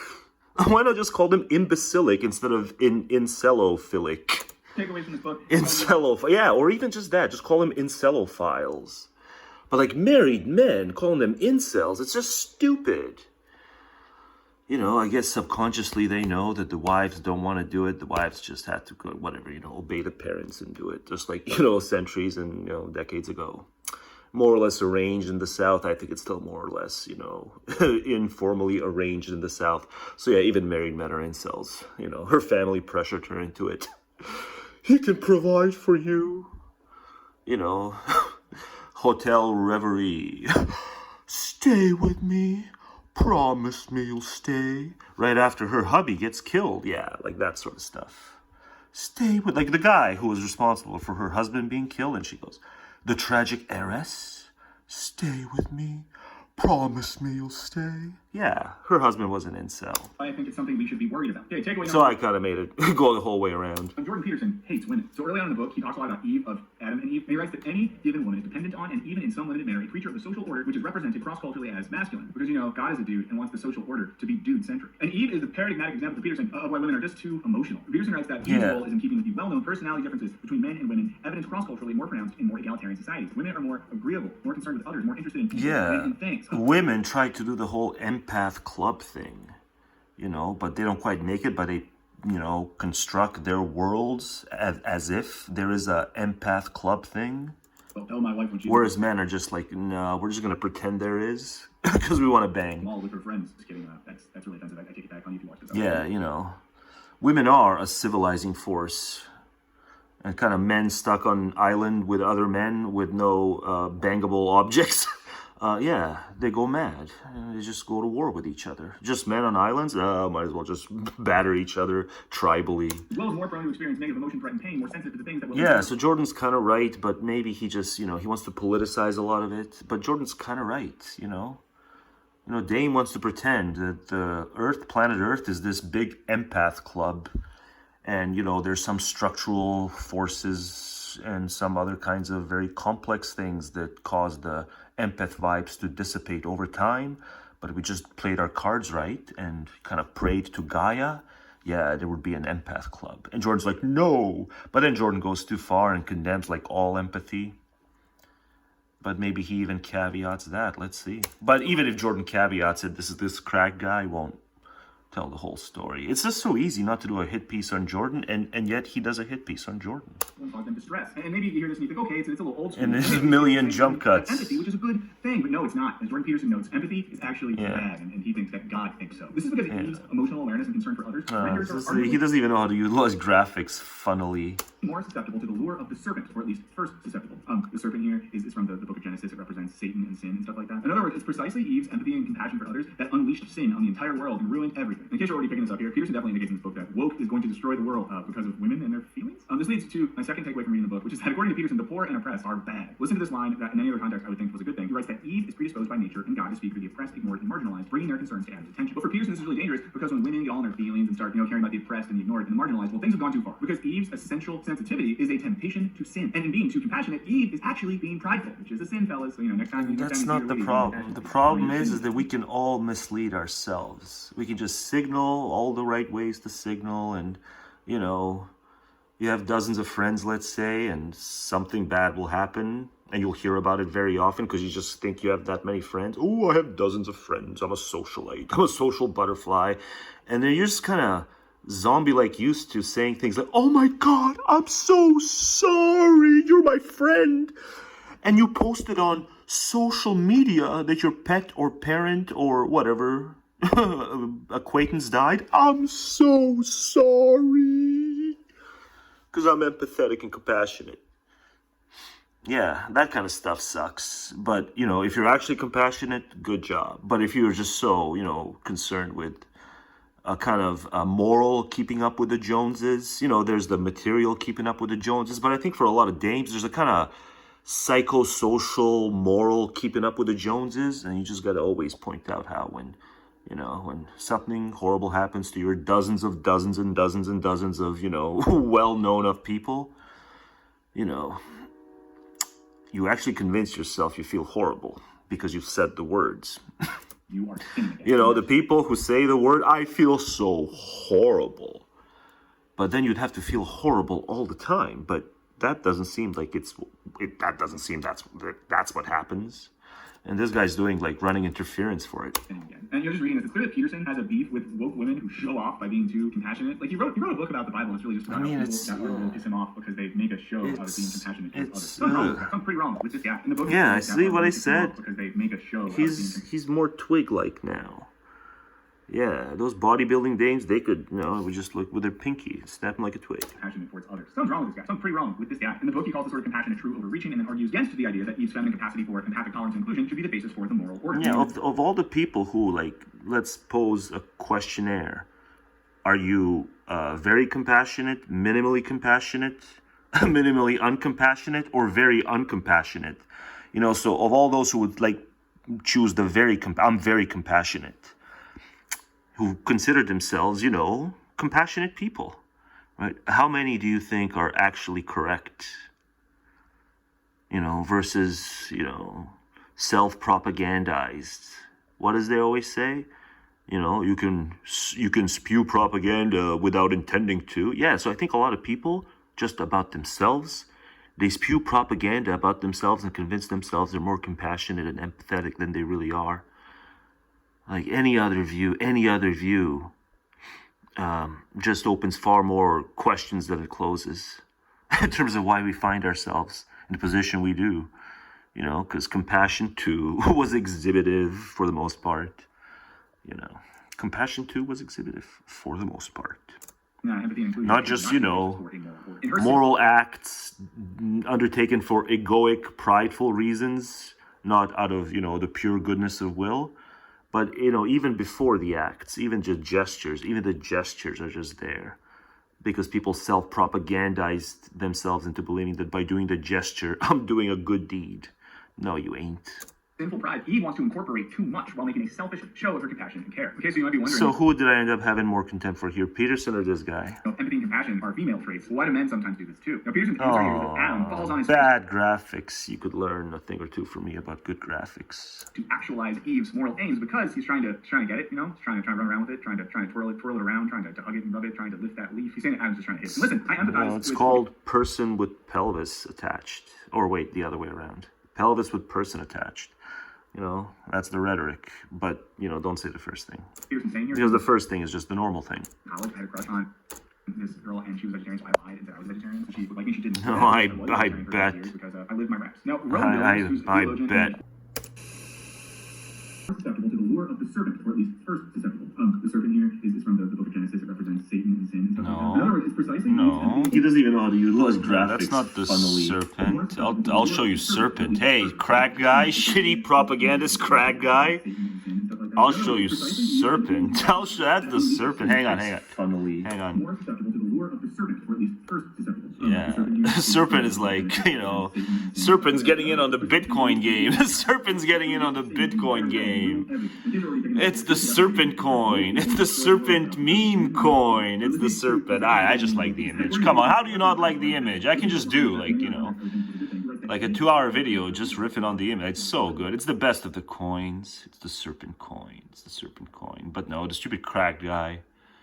And Jordan thinks serpents all kinds of different things. But no, to me, the serpent will forever be this epic coin. It's the most epic of the coins. Have you ever seen a better coin? And then utilized to perfection in Be Not Afraid of Poverty. And I'm going to keep plugging it because it's just this is what makes it. It's the best coin I've ever seen. I love you, coin. Me too. I love coin. I too was pro monetization. Why we reject Western thought, metrics, and madness. It's back to the Western rejectionist, the awfully binary, dichotomous, Manichean Western rejectionist who looks like Picard, Captain Picard, but like brown.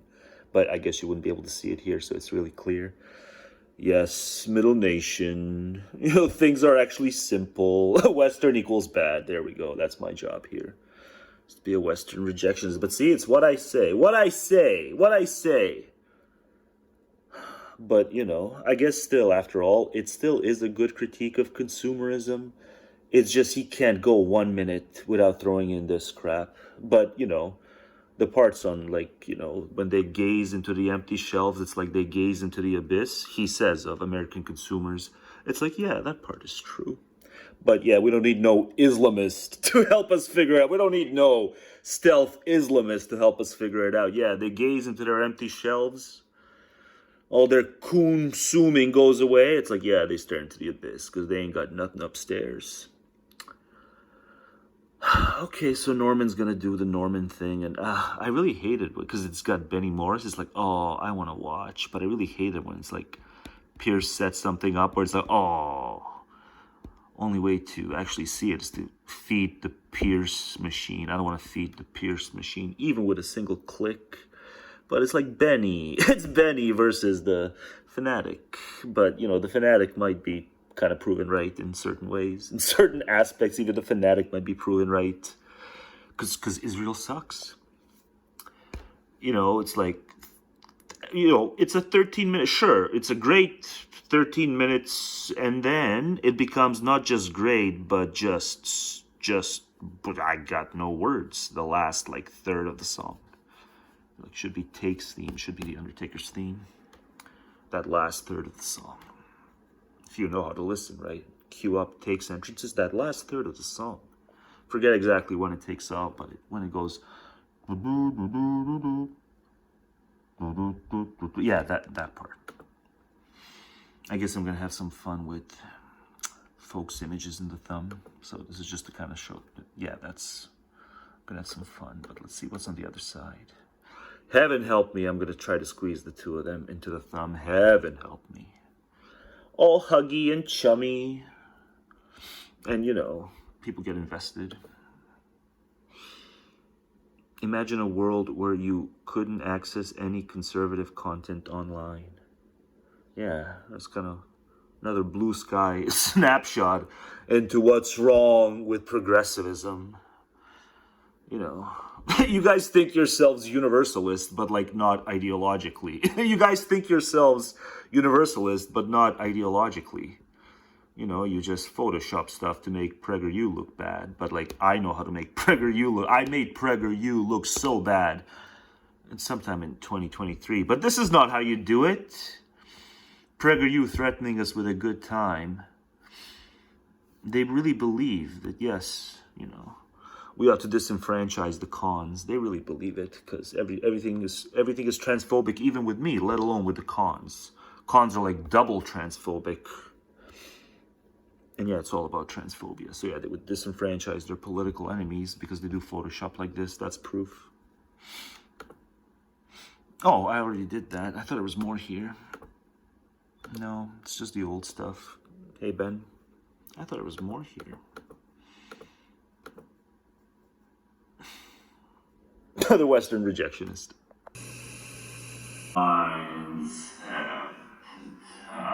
It's all about steady compliance. It's going to be servile. I did say half the time.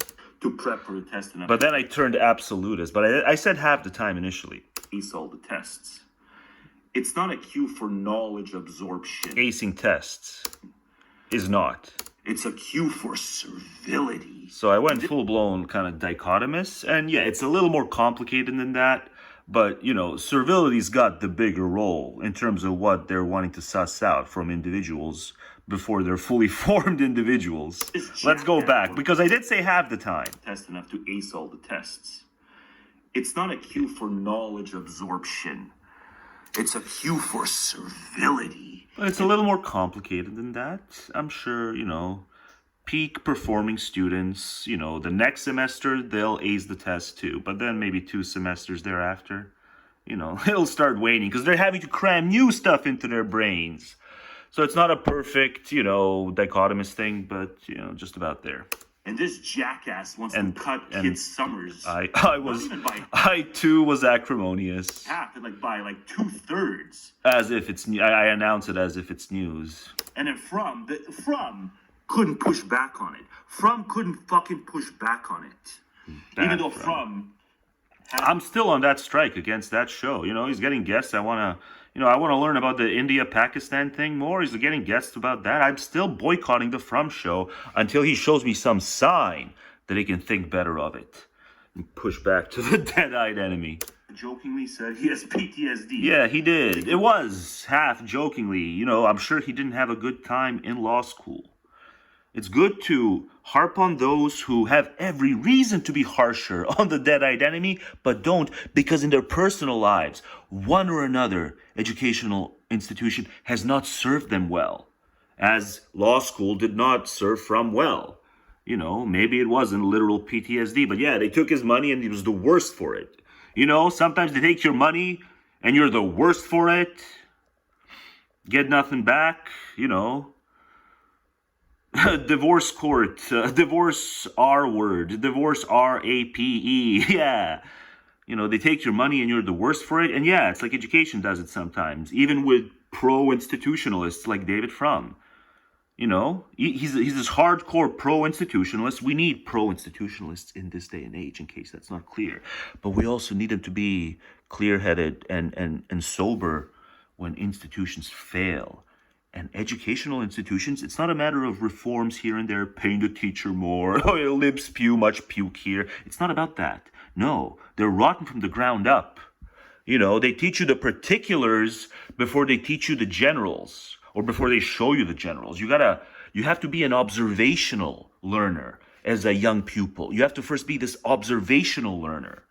Dead-eyed enemy, Whatever you do, you can, stiffen the standards and no cell phones and all that stuff, whatever. But I'm saying, young pupils, the younger, the more general the education needs to be and the more observationally driven, not here's a formula on a chalkboard. You're just getting the cart before the horse thing. So the institutions are rotten from the ground up and you don't get it. You think it's about, absenteeism. Of course they're going to skip. I skipped. And you'd undo my skips if you could, even though I've told you my skips led to some of the best times ever. And I learned, I came closer to enlightenment and self-fulfillment by skipping. I knew what I was missing, more or less. It was going to be more of the same, right? Started skipping hardcore tail end of grade 9, all throughout grade 10, 11. So I knew what I was missing. I saw the formula. It didn't serve me well. What I did on my own time served me better, and then especially when I started going online. Hey, you're just too dead-eyed to fucking get it, Emmanuel. Sorry I brought you back. Because of fucking law school. Yeah, Frum's law school. That's it. I'm not watching the Frum. And I'm still not. And I've still got the piss and vinegar thing about this. Yeah, I'm sore about this. I'm on a revenge tour on this topic. I must be heard, and they must be, doing the whole Gil thing. The Gil from The Simpsons. Yeah, that's what he needs to do when he hears that I'm out to get him. I'm out to get him on this issue. And he needs to sweat. All these people have to sweat because that can make him look foolish. I don't just have to convey my experience. I know others who are more or less, take my line on this. They were made worse off, and their whole self-esteem was messed up. I often... even when I stopped trying, I often felt I'd get better test results and just in general, better report cards. And I was so surprised by how much worse the actual grade compared to what my expectation was. And yeah, even though you don't care in the way he wants you to care, it still kind of messes with your head. If you're continually surprised by just how much worse you do, yeah, these institutions can mess even with the self-esteem of a genius. Rahm Emanuel. Nothing can make up for it. Nothing. There's no pay. I don't care. They get me to be a careerist and get a lot of money out of my careerism. It's not going to make up for the fact that they messed with my self-esteem. No one on this rotten, shitty planet gets to lower my self-esteem without me ranting about it decades later. The critical and thought. You're at fault because it's the common mindset. You got that common mindset. You're common, Rahm, man. You think you're worldly, but you have no idea how fucking common and dead-eyed you are. Lower my self-esteem, showing me shitty report cards. Fuck off. To tell this fucking turd to go fuck himself. for trying to cut kids' summer break. That too. Because kids aren't learning at a pace they need to learn at. No, fuck you. Yeah. Fuck you for thinking you even deserve our time 10 months out of the year. I'll challenge you to a debate too. Let's debate the biggest, most important issues life has to offer.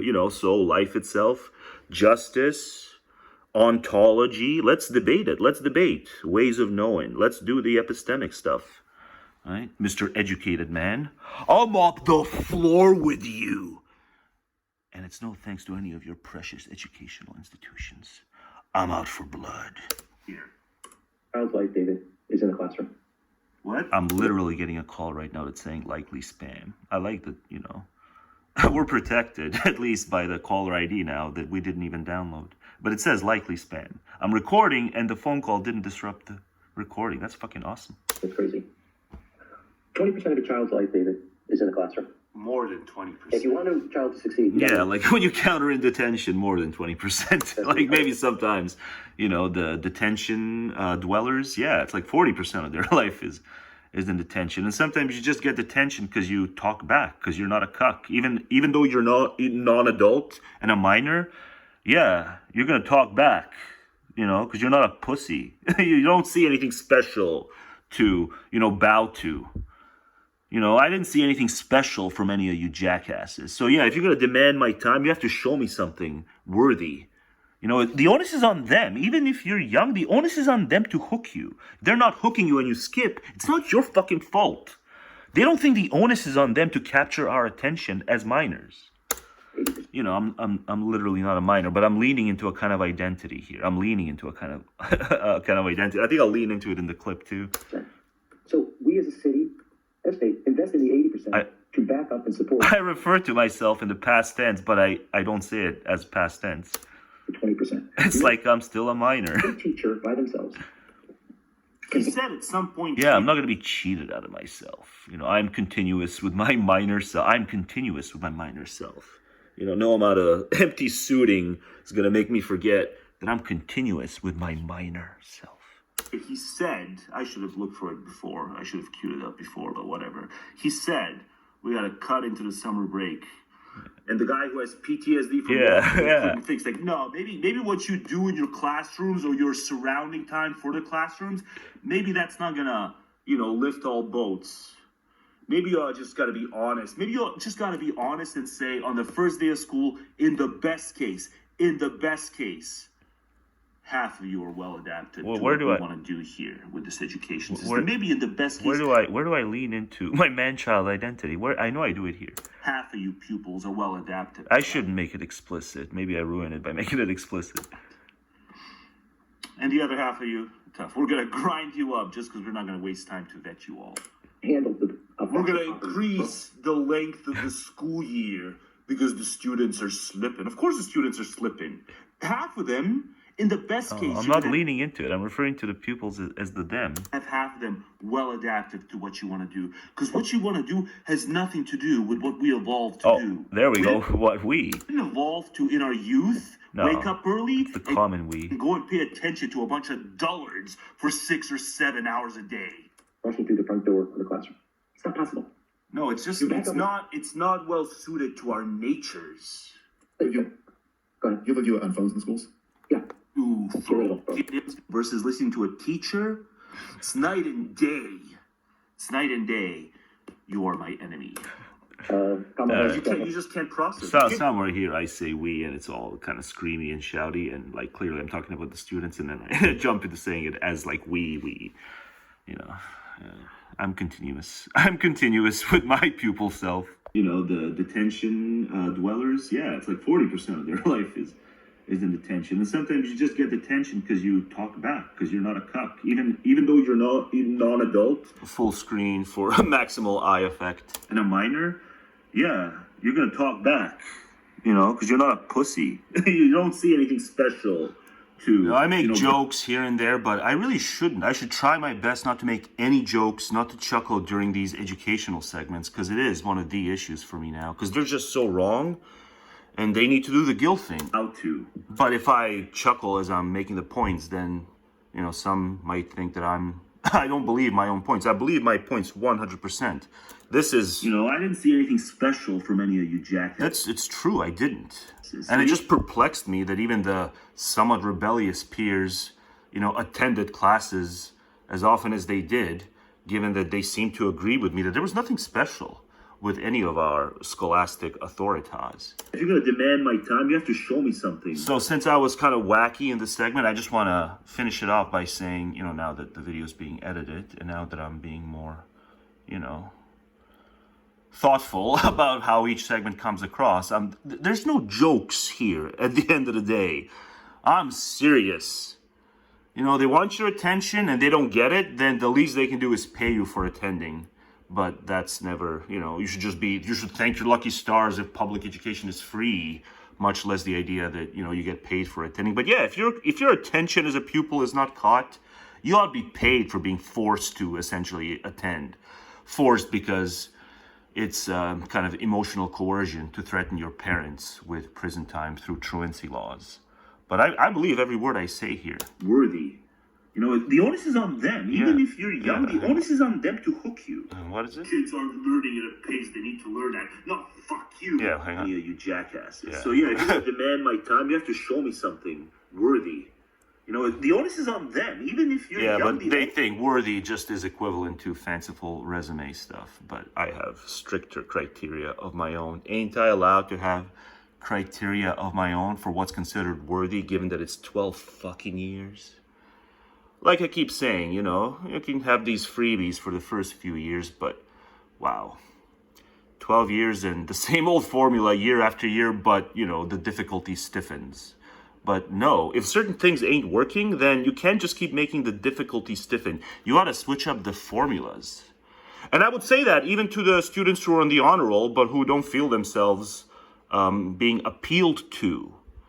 But they're still acing all the stuff, but they still like, what? No, I don't want to keep having this eat ever greater chunks of my life as a student just because I'm a year older now. This is on them to hook you. Yeah, they got to hook you, even if you're on the honor roll, but then especially if you're not, if you're on the opposite honor roll, if you're on the F- dishonor roll. And that's just it. It's the word honor roll. They don't have to say it in as many words. Certain students are more honorable than others. But that's where the jig is up, is when they come up with gimmicks called the honor roll, that if he lived to be the kind of lifespan of a dinosaur, he could not in all that time begin to think about it critically. So you almost can't blame him. People are the way they are. But yeah, these scholastic authoritarians, it's the one instance where I would actually gladly use the word authoritarian. Because there's no ambiguity, right? What happens when a student challenges a teacher? Not even in terms of any of this, behavioral crap. Like the teacher insists the student is misbehaving because he whispered something and it was reading time. So he didn't disrupt and he just kind of whispered something, but it's reading time. So you got to stay silent. But no, just in terms of what's actually being taught. If you challenge a teacher and the teacher fails to address your point, because it's not some black and white shit. It's some actual, value, fact, dynamic-based shit. And you challenge the teacher, and the teacher just does not address your valid criticism. What happens then? The teacher can essentially say, pipe down, and everyone's going to have to roll with it, even though your criticism has not been addressed. It's an authoritarian environment. And then all you wonder why you have people who can't tell fact from fiction once they're well outside of school. It's because independent thinking itself was never expressly encouraged in school. It may have been encouraged rhetorically, and I'm sure there's some teachers who actually wanted their students to keep expressing their doubts more and this and that. But at the end of the day, there's only so many hours, and you got to get through the lesson plan, right? So whatever, teachers shouldn't be blamed for the fact that they have to get through their lesson plan. But one can think about all this in advance and go, well, yeah, I don't want to be put between that kind of a rock and that kind of a hard place. You got these inquisitive students who are posing questions I can't answer, but I got to get through my lesson plan or I get in trouble.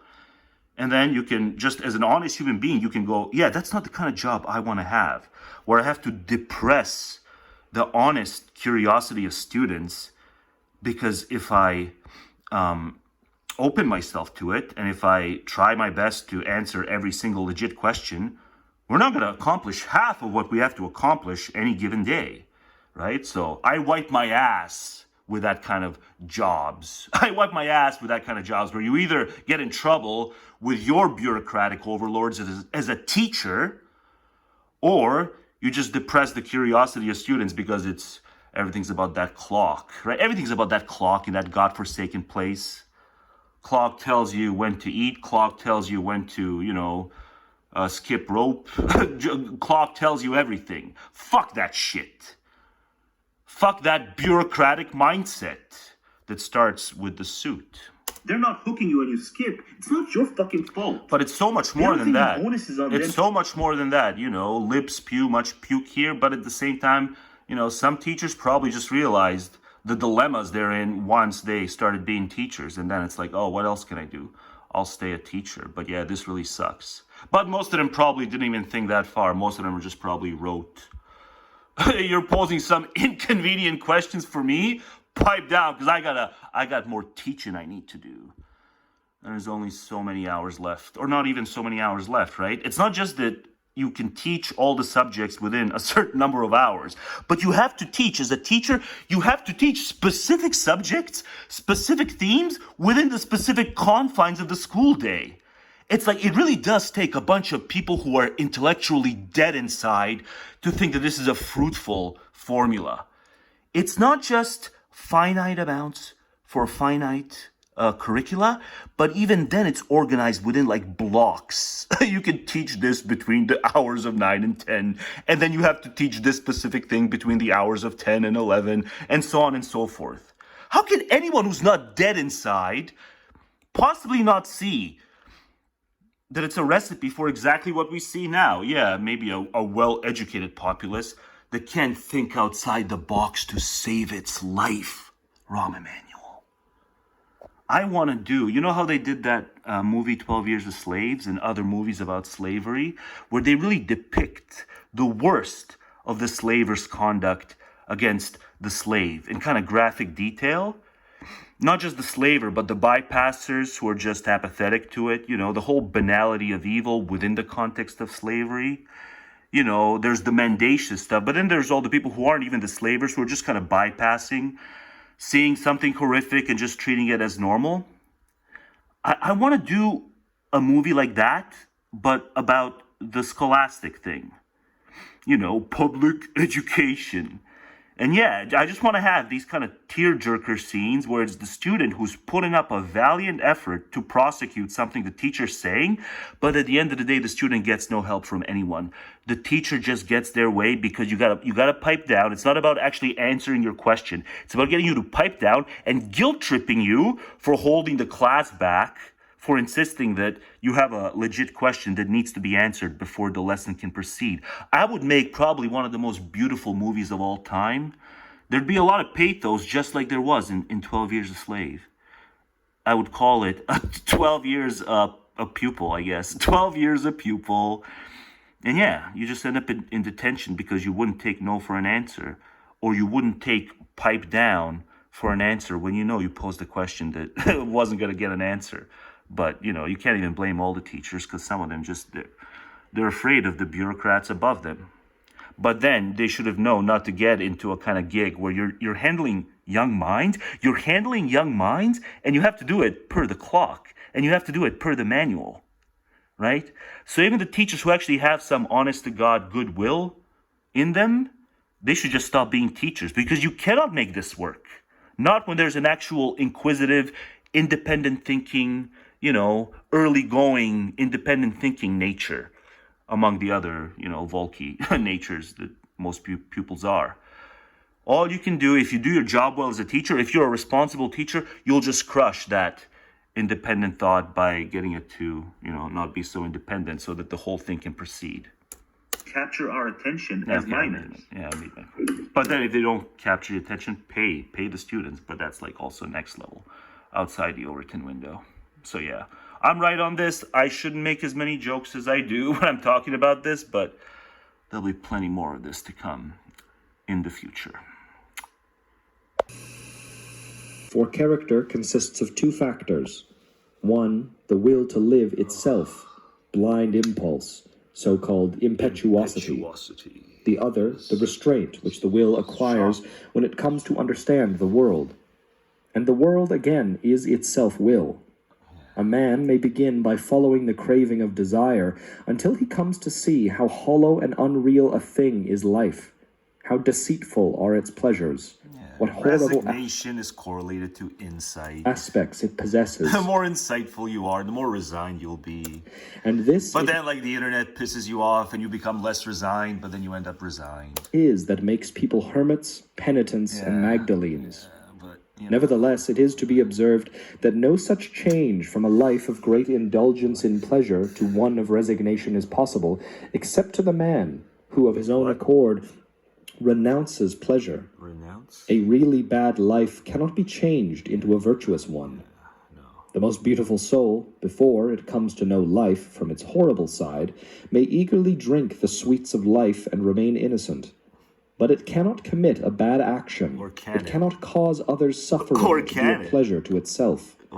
For in that case, it would see clearly what it would be doing. And whatever be its youth and inexperience, it perceives the sufferings of others as clearly as its own pleasures. That is why one bad action is a guarantee that numberless others will be committed as soon as circumstances suffering to Shop's right, though. pleasure to itself. For in that case, it would see clearly what it would vengeance, not pleasure. be doing. And whatever be its youth and inexperience, it perceives the sufferings of others as clearly as its own pleasures. But Dexter got That to do is it. why Dexter. one bad action is a guarantee that numberless others will be committed as soon as circumstances give occasion for them. And you gotta think Dexter's bad, Shop. Somebody once remarked to me with entire justice. But I had a whole thing I wanted to do. I wanted to do a whole, maybe not on YouTube, but a whole thing with a title called "One Day I'll Do Something," and it was gonna be an innuendo jam-packed video. But Shop says no. I probably just was out when it came time to do something. But let's see. Ooh, yeah, that was a whole that was a whole theme. Wasn't that a whole theme? I proved it. Even though I haven't uploaded it yet. But yeah, I'm gonna prove it like in a whole video. Yes. It'll out Volk will outlive us. But some of the Volk are psycho. I had something else here, didn't I? There we go, being despicable. It's a cockfight. It's another cockfight on Pierce. Because of course it is. That's what the whole show is. It's just cockfight after cockfight. And, dames sometimes chime in too. But, Pierce makes it more cockfight-centric. It's war crimes. It's war crimes, and that should be enough. But, they're gonna... what is it? Tinkering word bells? Yeah, it's just another tinkering word bell. Kind of a callback to Nietzsche, complaining about tinkering word bells back in the 1870s. But Nietzsche's "You ain't seen nothing yet." But it doesn't matter because it is war crimes. But this guy, what is the title? What is the title because of this guy? It's Mehdi.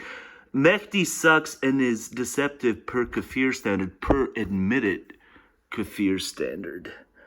I'm gonna go on about it coming up next on No Avail. But what is this? Well, this is just lovely to chill. This is just a lovely 10 minutes of your time. And it's kind of fresh from him. He's got a lot of better, rockier, punchier stuff. But this is just like if you want to chill, AMSR, but like to good music. This is like AMSR. Or whatever that stupid thing is that Gen Z invented. That stupid thing where they just whisper. And it's supposed to be, you can relax because they whisper. No, it's stupid. But this song is kind of like that. But there's not much whispering. But there's some whispering at the end. He got some, lovely sounding dame to do the angelic thing at the end. It's the Harmony Codex. I'm so bent on retro Steven Wilson stuff that I've yet to purchase and hear the entirety of the Harmony Codex. But he put out another one after that. But it's just he sings in his feminine way a lot.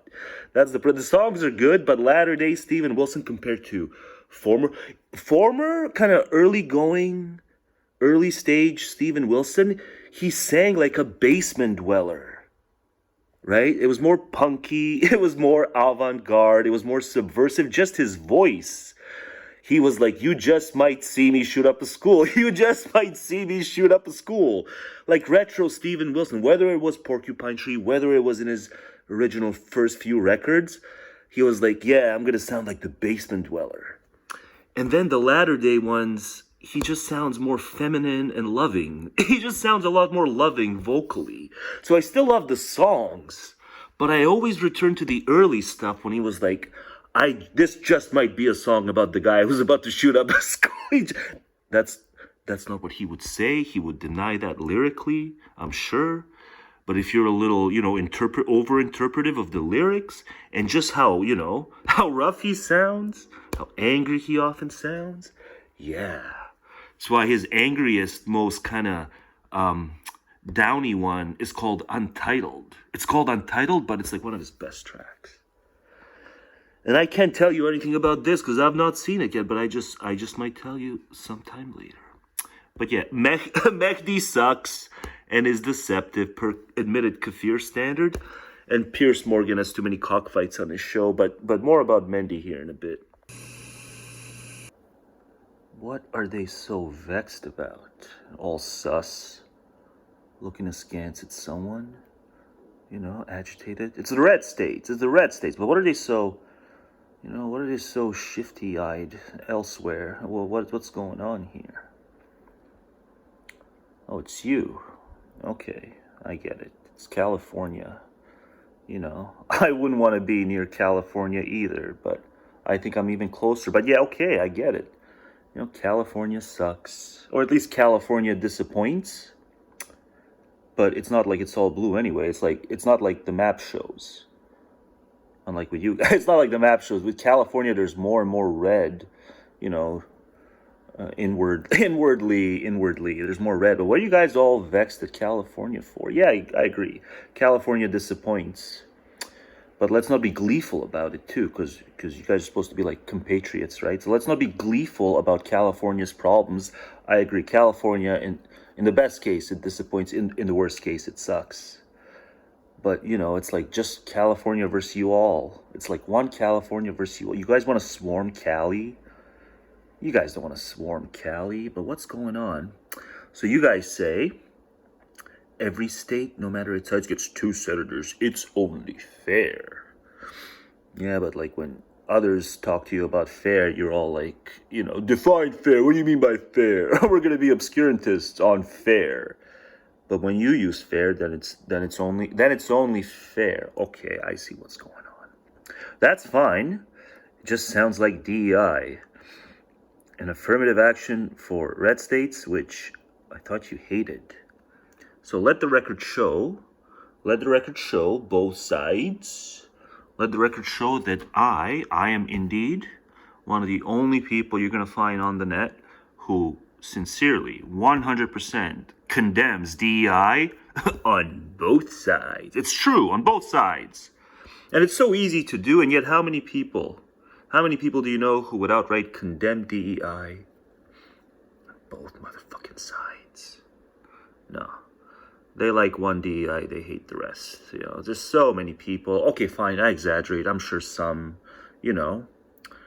I'm sure I'm not alone. I'm sure I have some cohorts, but, it's not like the cohorts have much in the way of algorithmic support. Those of us who condemn DEI on both sides. Not that it's going to matter, it's going to be fraudsters. Or not fraudster, but like fraudsters will.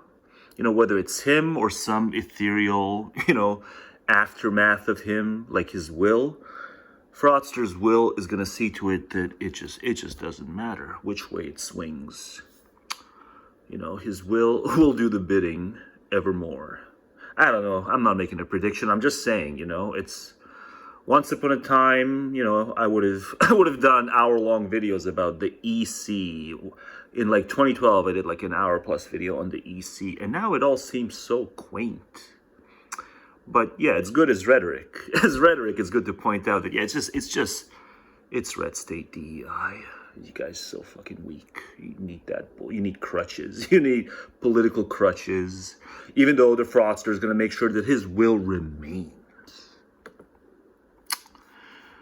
They blame immigrants, so you don't blame billionaires. Yeah, there's so much of this shit. There's just so much of this, you know.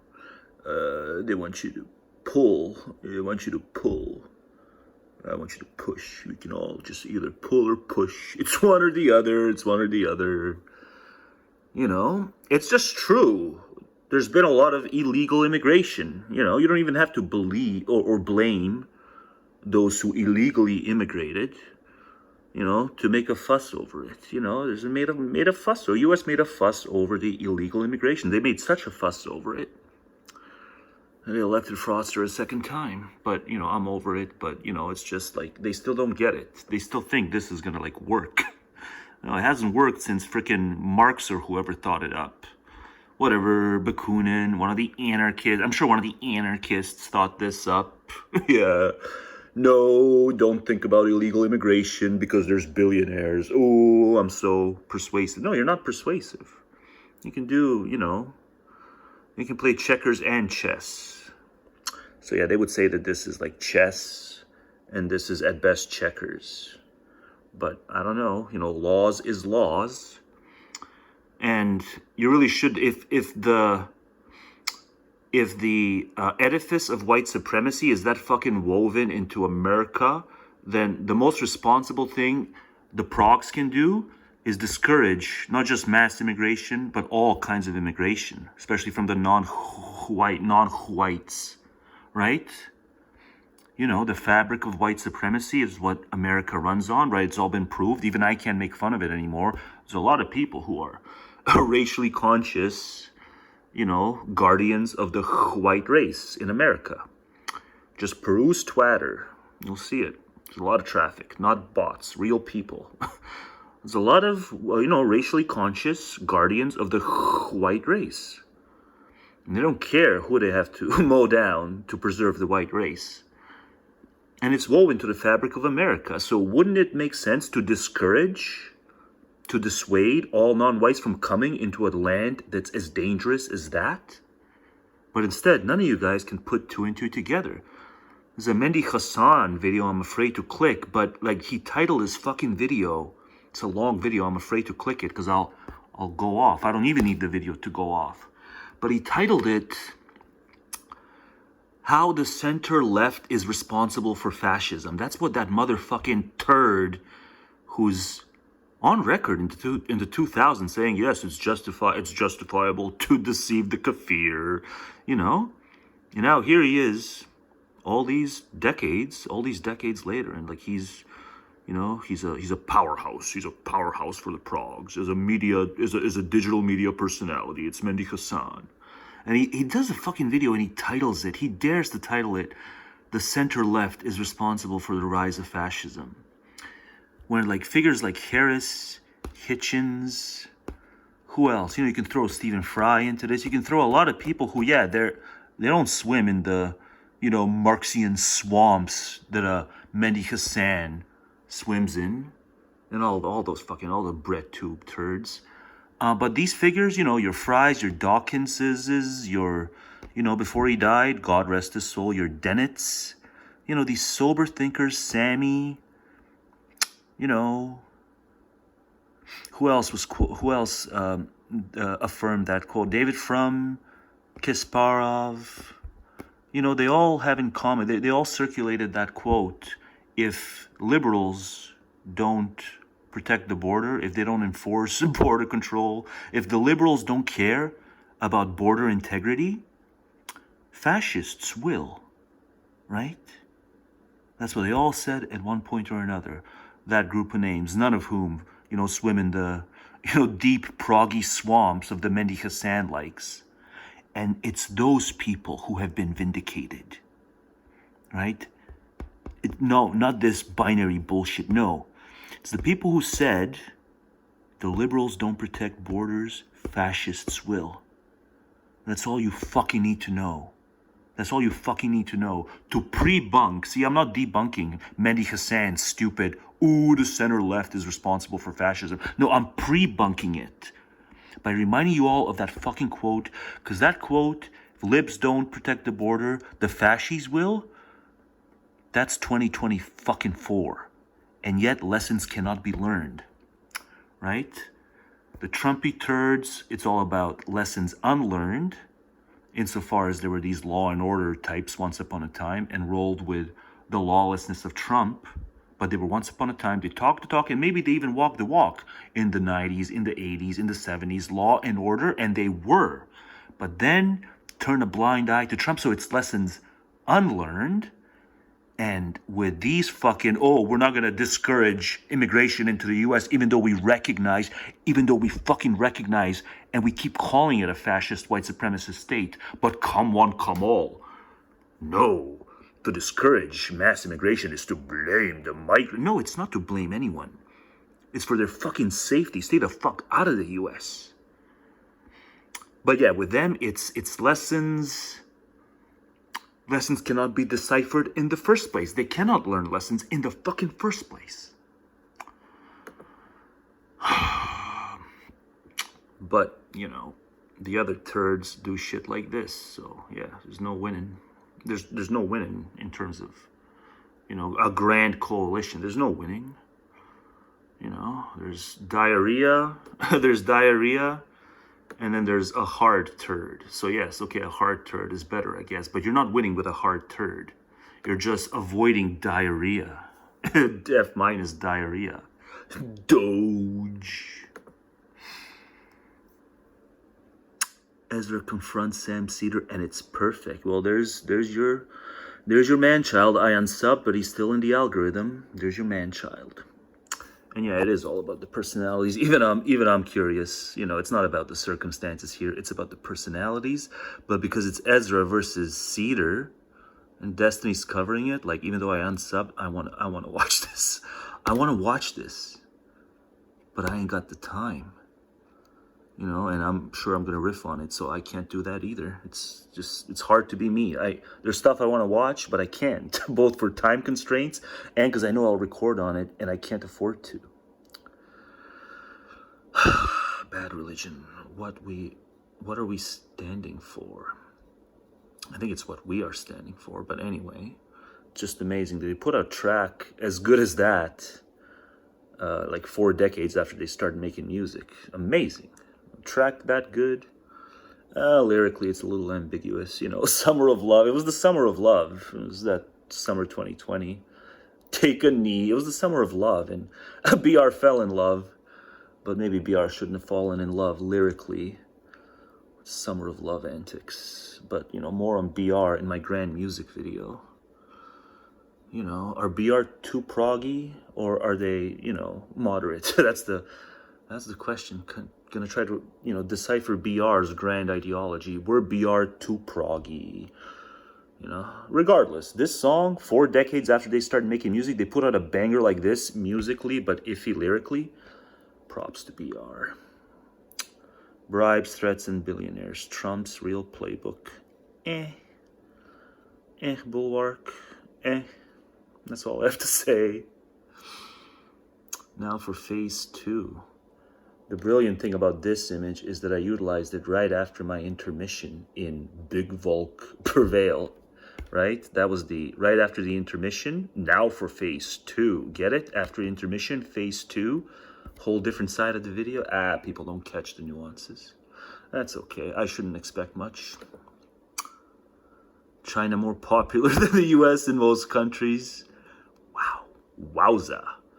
You know, you fed the thing that now is going to out-popularize you. You fed it, and now it's taken on a life of its own because you're just that shitty, U.S.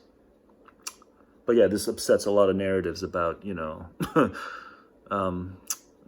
barbarous versus non-barbarous divides in, you know, the decent peoples versus the indecent peoples. Yeah, this upsets the narrative. This upsets the barbarous versus non-barbarous narratives. So infused with fucking narratives. Just such a narrative-infused article. be a patriot. It's just so stupid.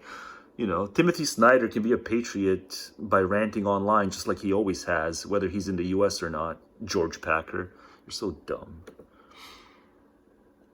This is an old one. These two need to answer the call and answer my specific critiques of their scholastic dogmas, but they never will. I make like specific critiques of their specific scholastic dogma, more so his. It's kind of more chill, but he's not chill scholastically. He'd freaking take the summers away too, just like Rahm Emanuel. He'd take away the summers and the winter break and the spring break. You gotta succeed, especially if you're black. You gotta succeed. You gotta conform to whatever the institutions want. Fuck you, Glenn. You suck. Yeah, it's my happy meal. It's my happy meal. I don't know if he posted it, but you know, he posted the OG one, the one with the actual getup. But this is my happy meal. And thus concludes this crazy 14. Whatever the case may be. He's got gargle voice 24/7. Because you have some people that use the internet. This was glorious. I just got to do a bit more on it. They try to sway the public view. No, you don't say. That are just sort of like. We just refuse to suffer fools in silence. It's not about that now, though. That's all it is. That's all it needs to be. Venting. And you know, fake black pill alarmism. It's not about that either. It's about him and her. They want more power and they want to bring in more people. That's why you see a shift in Which one is it? Is there an I? There's no I. It's just L, Reeve. Al, you and the great Reverend have such great chemistry. Y'all should get a spin-off where you just cover these, you know, just see what else you got. Like what else if you had a spin-off with the good Reverend? With a shoddy history, but now, you know, cleaned up his act. You know, even Glenn Lowry's kind of got to give it to the good Reverend that, yeah, you know, he's cleaned up his act, but said horrific things at George Floyd's funeral. You know, America killed George Floyd. He said something close to that, the good Reverend. But yeah, I'd like to see L and the good Reverend get their spin-off. And it's like, what else would they talk about? Oh, I can't wait. You guys have such great chemistry. So many of you other ones, you know, on the MSNBC sham show. You guys have such great mock chemistry. You guys have such great chemistry. I said it's an outtake. I said outtake. It's not like... You guys have such great mock chemistry. It's true, they do. But, you know, there's no punchline here. I just kind of punch a bit throughout the thing. But I branded it outtake, so don't be all deflated because there's no ultimate punchline in the end. See, that was from, like, last summer. And I'm just kind of...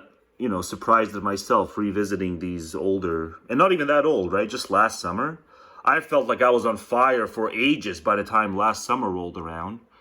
But then I revisit it because, you know, I had the good Reverend earlier in this video. So I figured, you know, you got to air this. You got to air this at some point.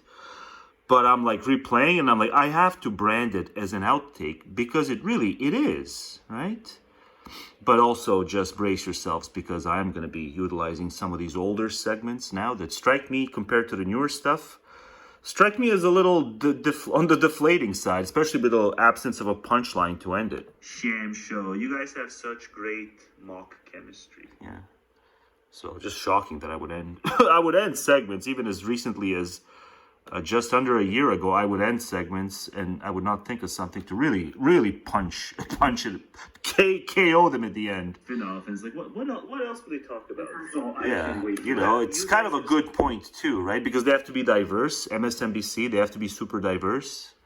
And so they bring in panelists and guests from all walks of life, and you can't help but think, you know, if L and the good Reverend had their own spin-off, you know, it'd be canceled within a few airings. Wow, maybe I can't make anything out of these two after all because it's the current day right now, and I still can't find a punchline to end it all. MSNBC sucks. There's your punchline. MSNBC sucks, and it's never sucked as much. I just had the thought, so I have to audio about it. It's a bit of a virtue signal audio. I don't care. I'm entitled. I've done a lot of good things. I'm entitled to virtue signal in audios, but, you know, my conscience weighs so heavily on me. Let me give you one of the examples where I give myself flack. I give myself flack because someone actually brought it up, my old username. And, since then, I've given myself like double flack, double the time. But I regularly give myself flack for my old username. No one cares about this, but what the fuck? I don't care.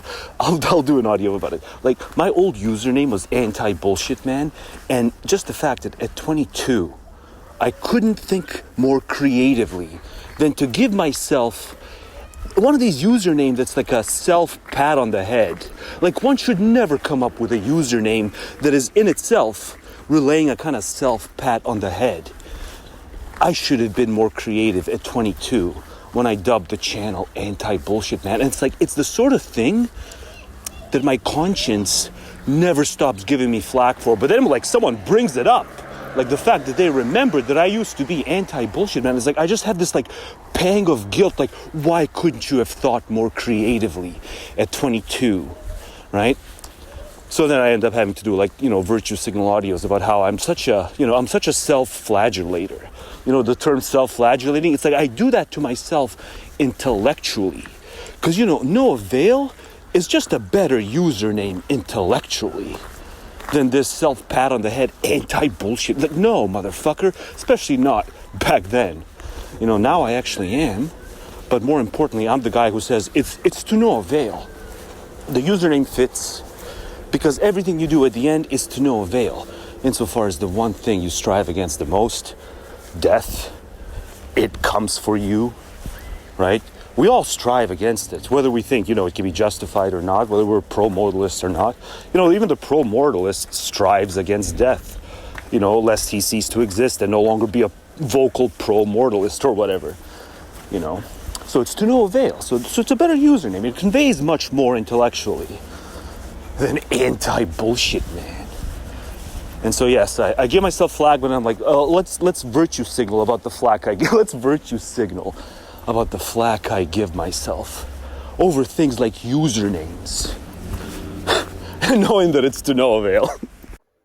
But ultimately, it doesn't matter. It doesn't matter one bit. Had I been no avail since day one, or some other even more apropos username, it doesn't matter. Because the emptiness, it's gonna get ya, including me, the emptiness. So, it's all much ado about nothing. If, for instance, life, the longing for which constitutes our very being, had in itself any positive and real value, boredom could not exist. Mere existence in itself would supply us with everything. Boredom or, backward-looking consternation as to what username you chose. Therefore, satisfied. And a million other similar such things. Yes. But our existence had real value.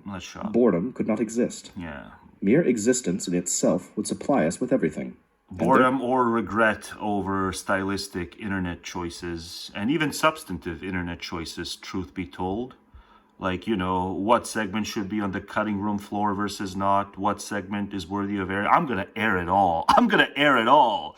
Because one way or another, it's the emptiness of existence. So I'm going to just air it all and not worry about what's deflating versus not. Out of fucks to give. Era coming up for this channel. Out of fucks to give era coming up for this channel. Come along for the ride or not. Therefore, but let shop go. Had in itself any positive and longing for which constitutes our very being, had in itself any positive and real value, boredom could not exist. Mere existence in itself would supply us with everything, and therefore satisfy us. But our existence would not be a joyous thing unless we were striving after something. Distance and obstacles to be overcome then represent our aim as something that would satisfy us, an illusion which vanishes when our aim has been attained, or when we are engaged in something that is of a purely intellectual nature. You just drink too much coffee. When, stuff like that, in reality, it's some illusion too much coffee, too energetic, not enough coffee, too deflated. Attained. Hang on, but let shop go.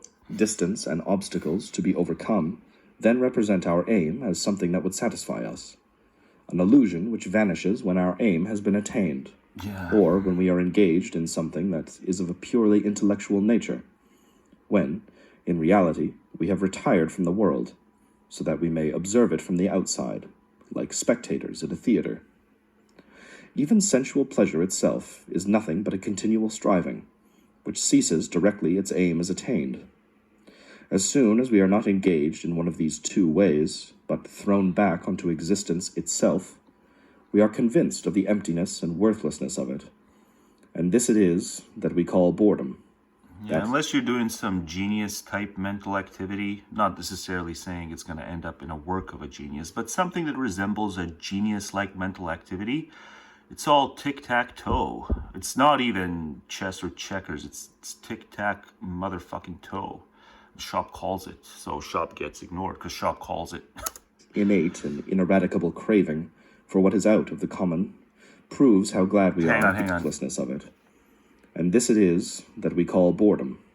That innate and ineradicable craving for what is out of the common proves how glad we are to have the natural and tedious course of things interrupted. Even the pomp and splendor of the rich in their stately castles is at bottom nothing but a futile attempt to escape the very essence of existence. And it goes double for a shit coin. Misery. That the most perfect... But not the serpent coin. The serpent coin is kind of the one exception. That's objectively awesome. Manifestate castles is at bottom nothing but a futile attempt to escape the very essence of existence. Misery.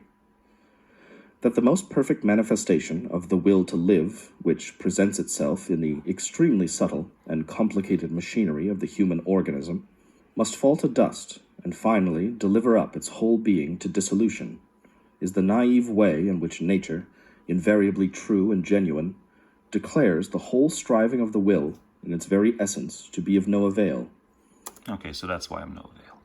If it were that's why I'm no avail. Invariably that's true why and I'm genuine, no avail. Declares the whole striving of the will in its very essence to be true being to dissolution. I gotta get this is right. the naive way in which nature, invariably true and genuine, declares the whole striving of the will in its very essence to be of no avail. Ah, too fast. Too fast. If it were of any value in itself, if it were in its very essence to be of no avail. Bingo. Right, so the whole video is about this empath thing. An empath is a term for someone who is highly attuned to the emotions and energy of others. See, it's kind of edging. It's edging on pseudoscientific, right? It's not quite, but it's just almost there. It's like it really wants to be pseudoscientific, but it doesn't go quite far enough. Right? Someone who's highly attuned to the emotions and energy of others. You can be, kind of over-perceptive. But then the more we read, the more we actually might clinch the pseudoscientific standard. So let's go on an adventure this late in the video. They are said to experience emotions on a deeper level. Okay. Often absorbing or feeling the emotions of those around them. See, it's pseudoscience edging. While not a formal psychological term, it's a widely recognized concept in parapsychology and personal development. I think I needs Wiki to the rescue. Where are you, Wiki? Where are you, Wiki? In parapsychology, the mechanism for being an empath is said to be psychic channeling. Okay, I think we've clinched it. Psychics and mediums, there's mediums, say that they channel emotional states and experiences of other living beings or the spirits of dead people in the form of emotional resonance. Studies of such claims have found them to be the result of mundane empathy and charisma with no actual supernatural capabilities involved. Okay, so, I didn't mean to take a huge dump on the whole being sensitive thing in this video. I didn't mean to, right? I just meant to be kind of a dick to these people who think themselves empaths. And now at the very end of the video, when I consult the quantitative side of the story, I think I was well within my rights to devote a video to these hacks. Parapsychology. So there, I don't even feel bad about it. But, if you're sensitive, fair play. If you're compassionate, fair play. As long as you understand, you ain't no empath without being a pseudoscientific hack. And whatever, you want to read more, but I got to cut my time thin.